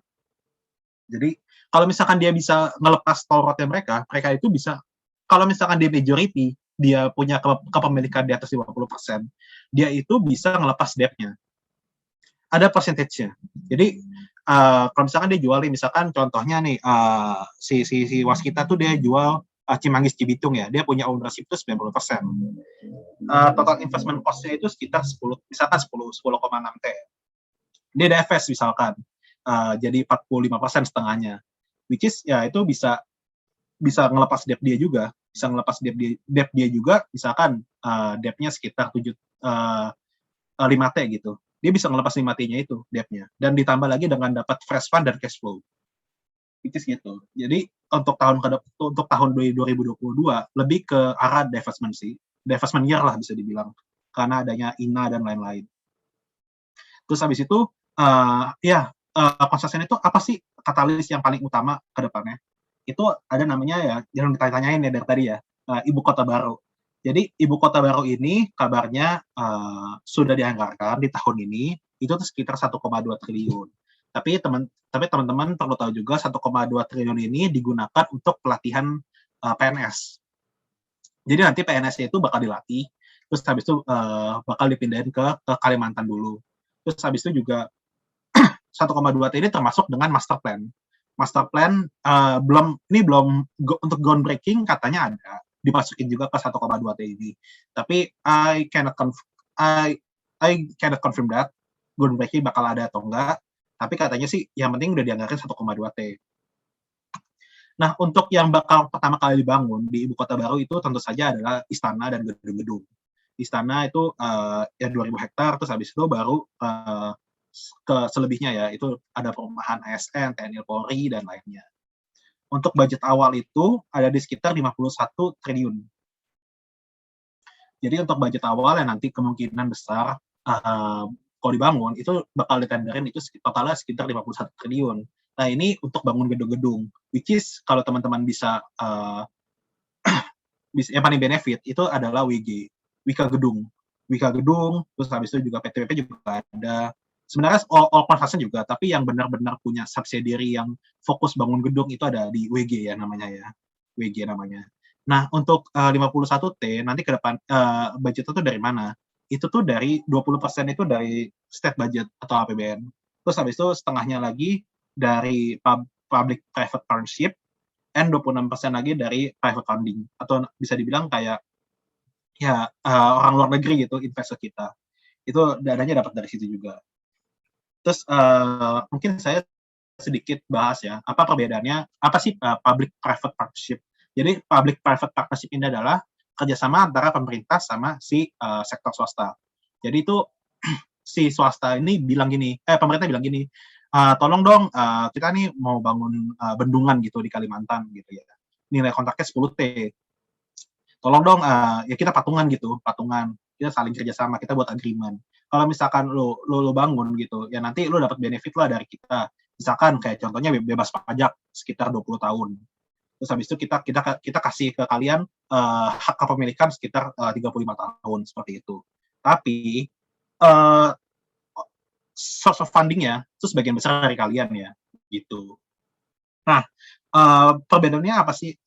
Tender yang di offer by KPBU sama tender biasa sama PUPR. Jadi gini, kalau untuk di PUPR itu biasanya itu ada persentase BUMN dan persentase private itu sekitar 70-30%. Jadi kayak contohnya nih, PUPR itu mentenderkan jalan tol Cikunir gitu. Misalkan nilainya 10T. Ya 7T-nya itu buat BUMN kayak Wika, Waskita, Adi dan lainnya. 30% itu buat private. Buat kontraktor lokal lah bisa dibilang. Nah, tapi kalau pakai skema KPBU itu dibalik. Jadi 70%-nya itu private, 30%-nya itu BUMN. Which is yang saya bilang this is a risk buat SOE kontraktor karena pemerintah itu bisa dibilang budgetnya udah limited. Budgetnya limited dan mereka lebih mengandalkan dana dari private. Which is new contract itu I think bisa steady aja. Nggak untuk growth kencang kayak dulu I think sulit sih menurut saya konservatif di situ.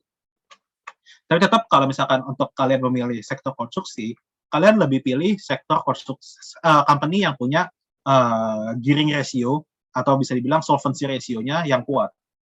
Kalau sekarang itu bisa dibilang untuk Wika ya, Wika dan PTPP itu the best choice lah untuk di sektor konstruksi.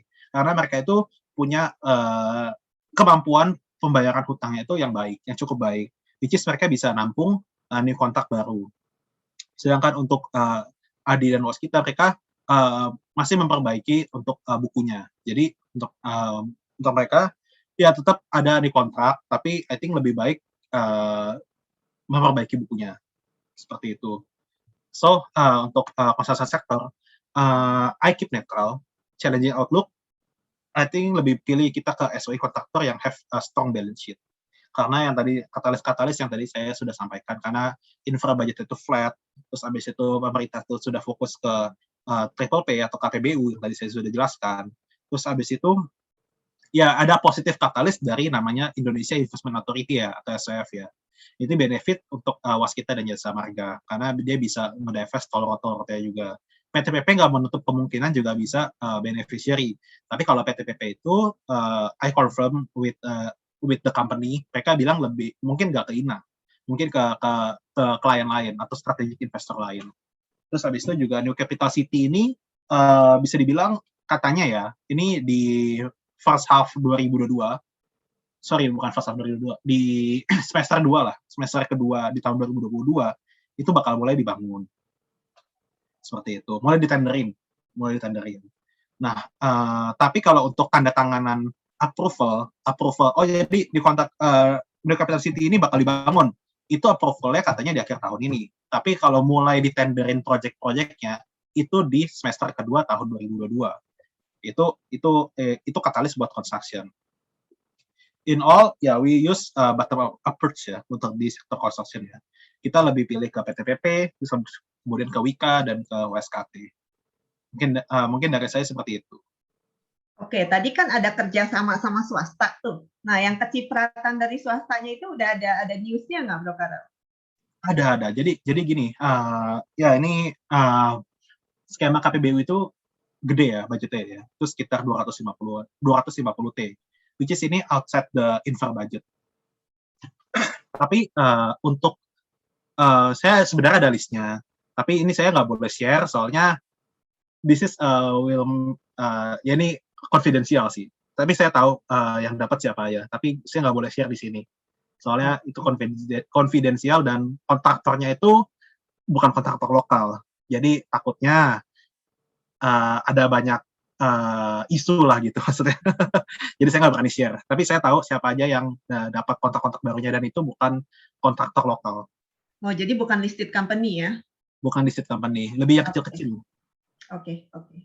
Nah, itu tadi kan ada yang kayak divestment ya. Biasanya mereka divest itu mereka tetap masih punya atau dilepas semua? Full sih dilepas semua sih, kecuali Jasa Marga ya. Jasa Marga dia harus maintain dia tetap harus maintain ownership sih, karena dia kan operator toll road ya. Tapi kalau Waskita, kalau bisa semua sih semua aja. Oh gitu. Jadi mereka nggak nahan kepemilikan sedikit pun ya? Enggak, kalau bisa lepas semua aja. Soalnya model bisnisnya Waskita itu dia adalah build, operate sebentar setahun sambil nyari strategic investor and divest. Oh gitu. Jadi ngambil keuntungan dari cuan bukan dari operating ya?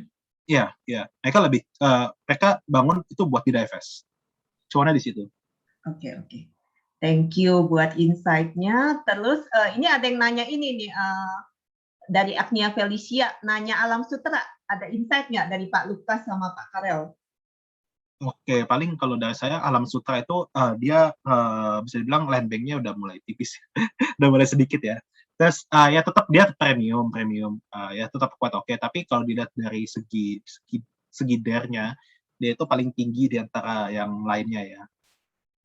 Terus menurut saya sih untuk si Asri, kita lebih ke topik kita sih sebenarnya lebih ke Sembra dan Citra sih.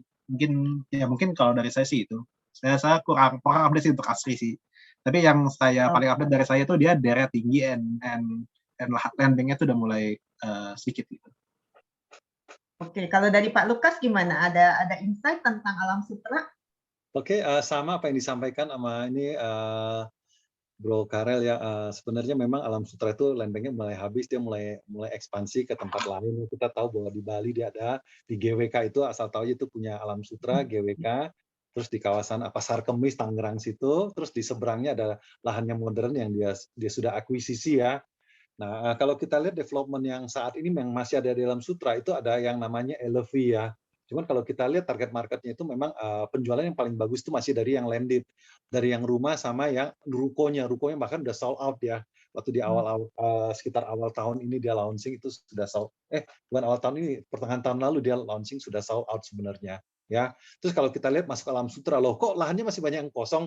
Nah sebenarnya lahan-lahan di Alam Sutera itu sudah dijual oleh si Alam Suteranya ke developer lain.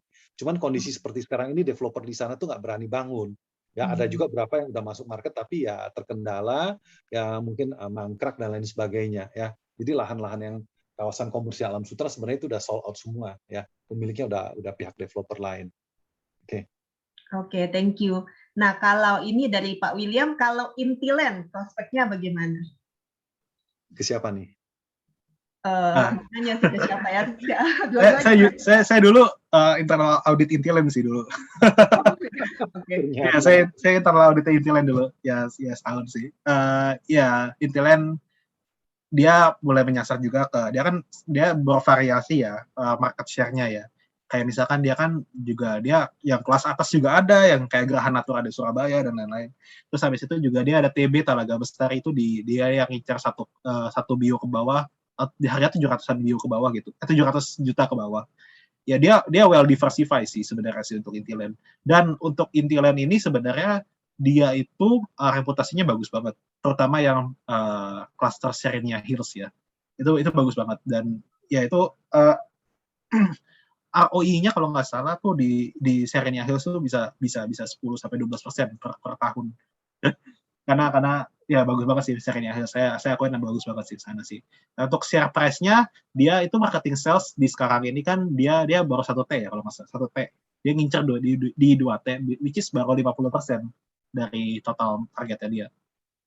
Tapi ya untuk Intiland dia untuk property ready stock-nya kalau nggak salah itu ada di sekitar 500 bio kalau nggak salah 500 bio ya dia benefit sih untuk ketika ada DP dan PPN nanti yang direlaksasi lah dikasih sama pemerintah gitu sih kalau untuk Intiland. Oke, saya tambahkan ya Intiland-nya kebetulan, waduh kita satu alma mater nih sama Bro Karel nih. Oh ya? Sampai 2001 saya di Intiland. Masih lebih lama. Ya Intiland itu memang salah satu developer ya, yang terpercaya lah, bukan karena saya dari sana, tapi kita lihat juga dari komitmennya dia ya. Memang proyek-proyeknya itu semuanya jadi ikonik ya. Kita lihat dulu yang Wisma Dharma Sakti sekarang jadi Intiland Tower. Dia punya Pantai Mutiara. Waktu itu orang Jakarta masih banyak lahan, tapi udah reklamasi laut. Nah, itu Pantai Mutiara. Sekarang di atas Pantai Mutiara sudah ada apartemen Regata. Ya, Regata itu sudah masuk tower ke-7 ya, sudah masuk tower ke-7. Nah, dari total 10 tower plus 1 hotel. Ya itu kita tahu itu akan jadi ikonik juga karena dirancang oleh arsitek yang bangun Burj Al Arab ya. Ya bersama. Cari something special ya. Kita perlu angkat topi terhadap Intiland ini ya. Saat ini memang Intiland Serenia Hills-nya jual cukup banyak ya landed house-nya dan bisa dibilang udah sold out yang kawasan Jakarta. Dia sekarang nyebrang masuk ke kawasan Tangerang Selatan, itu ada beberapa development lagi. Ya tadi ada berapa emang Talaga Bestari itu udah di Pasar Kemis sana lewat, itu lahannya juga masih lumayan ya, masih ada development, tapi itu memang fokusnya ke landed di sana di bawah harga 1 M-an lah kurang lebih saat ini ya. Dia punya banyak sekali proyek-proyek high rise-nya, apartemen ya, seperti ada di belakang Grand Indonesia, di situ ada Promenade ya. Itu memang proyek-proyek termasuk proyek yang premium ya, itu ada apartemen yang sempat heboh itu dulu jualannya tuh sold out ya, yang cepat sold out itu yang properti yang harganya tuh waktu itu harganya hampir 10 M ya, untuk 3 bedroom-nya habis duluan tuh 1 tower tuh ya. Dan yang beli tuh bukan 1 lantai, cuma ada 4 unit, yang belinya selantai itu luar biasa. Terus ya selain itu dia juga punya development yang sangat-sangat bagus ya, itu juga di kawasan TB Simatupang ya. Itu ada komplek yang namanya South Quarter ya. Office building, dan sekarang lagi masuk ke sudah masuk ke high rise apartment juga di situ ya. Juga ada One Park ini saat ini konsentrasinya banyak ke landed ya, di One Park Homes-nya itu kawasan di Gandaria ya. Selain itu ada Regata juga di Pantai Mutiara. Jadi kalau kita bicara sih ini developer ini memang masanya tuh tahapnya tuh udah sebenarnya sudah aman, karena umumnya mereka kayak seperti di 57 Promenade mereka sudah topping off dan penjualannya angkanya juga sudah sangat-sangat bagus ya. Jadi sebenarnya hanya menghabiskan sisa-sisanya aja. Ya demikian juga TB Simatupang, kita tahu captive marketnya juga sudah jelas, harusnya itu bagus ya kalau bisa melewati pandemi ini. Kalau One Park udah tinggal sedikit lah ya. Kalau landed sih aman relatif ya. Hampir bilang di semua propertinya Intiland sih so far sih aman ya. Dan termanage dengan baik ya. Oke, itu dari saya. Oke, thank you. Berarti menarik nih Intiland ya. Cuma valuasinya gimana nih Bro? Kalian nggak cover ya? Itu ada di modal saya dulu sih. Tapi saya belum buka sih modalnya sih. Tapi nanti saya coba buka deh Intiland gimana. Ya dulu udah lama sih nggak cover sih. Tapi kalau untuk secara ya kan dia market cap-nya tuh berapa? Coba ya. Ya kalau ngelihat keterangannya dari Pak Lukas sama Bang Karel, menarik nih kayaknya Intiland. Jarang diperhatikan oleh orang-orang. Harus diperhatikan kalau gitu sekarang. Bu An pasti setuju. Bu An ada di sini, pasti setuju ya Bu An ya. Iya, market cap dia masih 2T ya. Ya, ya sebenarnya menarik sih. Sebenarnya untuk semua properti sebenarnya menarik ke depannya. Tapi kalau untuk saya sih kan ini kan ngomongin share price lah ya, Iya, iya, ngomongin iya. saham lah ya. Pilih yang market cap-nya. Kan dia market cap 2T. Jadi orang tuh masih concern aja soalnya kan nggak gitu liquid ya untuk Iya, iya. build ya. Tapi kalau untuk secara quality properti dan lainnya itu ya Intiland very good, very good. Ya saya pernah ke sana sih jadi saya tahu dalamnya. Oke, good insight. Terus begitu ini ada yang nanya JRPT. Ya, PT. Oh, Saya lihat semua prospeknya, saya nggak pernah perhatiin tuh JRPT. Jaya Real Property ya kalau nggak salah ya. Iya. Lupa. Nggak tahu juga ya. Iya. Oke, kalau Pak Lukas tahu nggak Jaya Real Property gimana? Jaya Real ini termasuk developer yang jarang touch sama sebenarnya broker-broker properti. Jadi kita nggak begitu tahu sebenarnya. Nggak gitu Ya. tahu juga ya. Pagi itu kan semi plat merah ya itu ya. Oh gitu ya. Nggak ngerti, saya juga jarang dengar sih. DKI Jakarta sebenarnya itu majority shareholder-nya. Sisanya baru ke Metropolitan Group kalau nggak salah ada Pak Ci juga zaman dulu di sana. Kemarin dia punya komisaris pas Secakusuma baru meninggalkan. Ya, ini kita juga nggak begitu tahu, jarang proyek itu lepas ke teman-teman kita di asosiasi.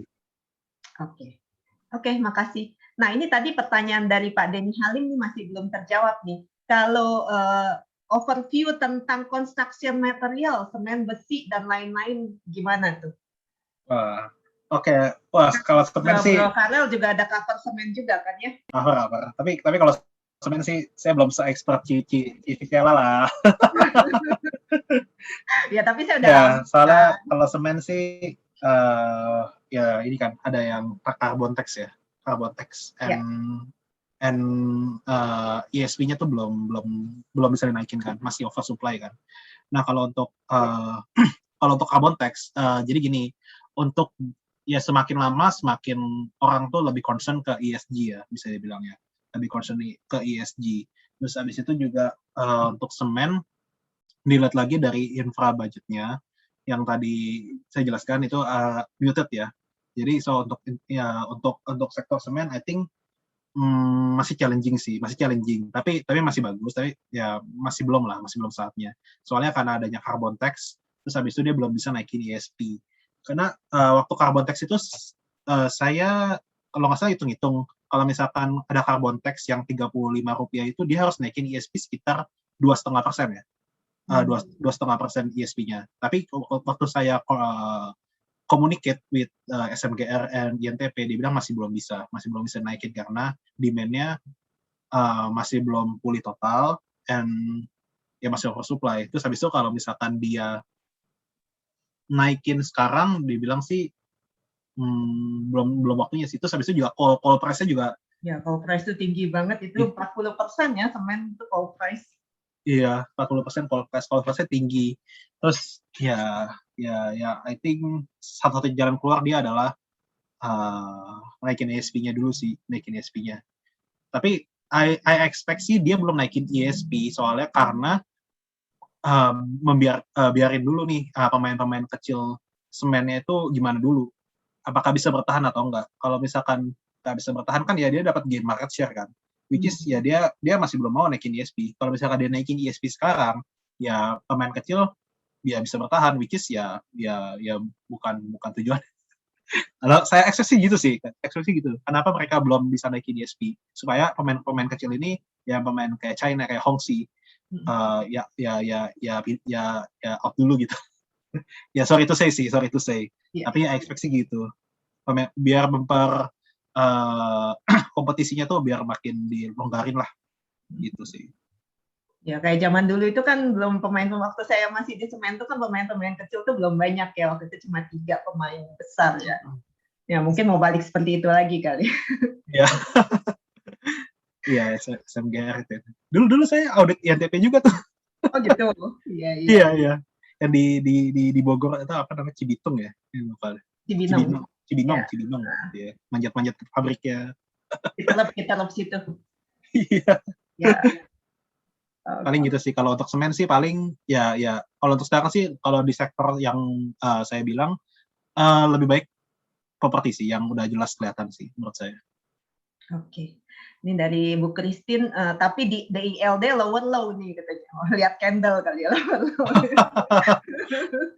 Ya terkendala ini sih, ya investor kan mestinya kalau fund manager kan kalau mau masuk kan harus ngeliatin market cap and likuiditas lah ya. Likuiditasnya Jilt ini menurut saya masih belum lah ya, tapi mungkin akan, tapi masih belum meet the requirement mereka mungkin ya, gitu. Tapi kalau secara produk and quality bagus.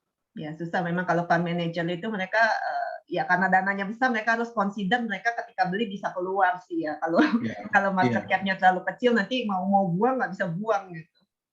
Yes. Iya. Oke, thank you. Ini dari Bu Christine juga. Thank you Pak Lukas dan Pak Karel untuk overview-nya, membantu banget nih buat consider emiten sukses selalu. Terus dari Pak Philip, Pak Karel bisa jelasin nggak strategi CTRA yang banyak joint venture dan joint operation works, apa better akuisisi tanah besar-besaran?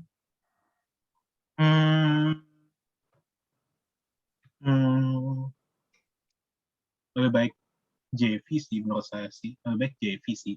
Soalnya kalau JV kan ya istilahnya ya nggak cost-nya kan bagi juga gitu.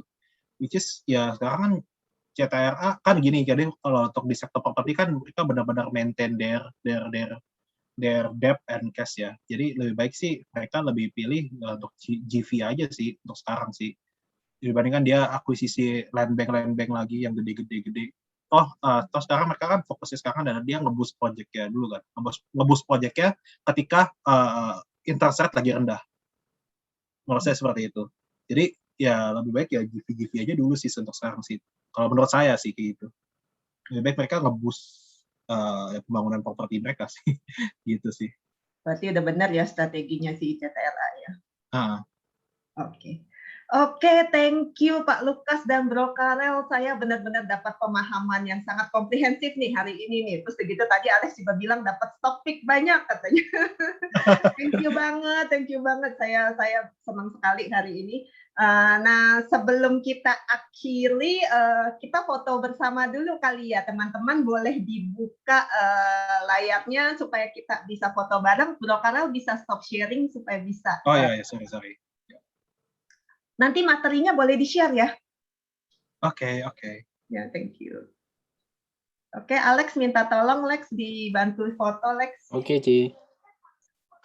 Ini udah pada buka belum ya? Coba kamu lihat. Belum tuh.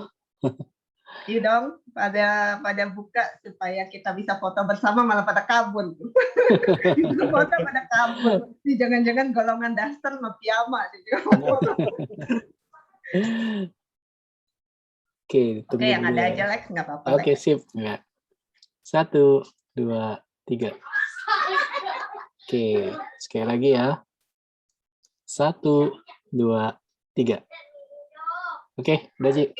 Oke, thank you ya Bro Karel sama Pak Lukas. Thank you banget nih buat kesediaannya sharing sehingga kita semua dapat manfaat yang banyak hari ini. Oke, terima kasih juga teman-teman yang sudah hadir. Saya akhiri ya hari ini ya. Udah 2 jam juga kita nih. Nggak berasa 2 jam. Nggak kerasa. Oke, thanks a lot ya. Thank you ya. Bye. Thank you.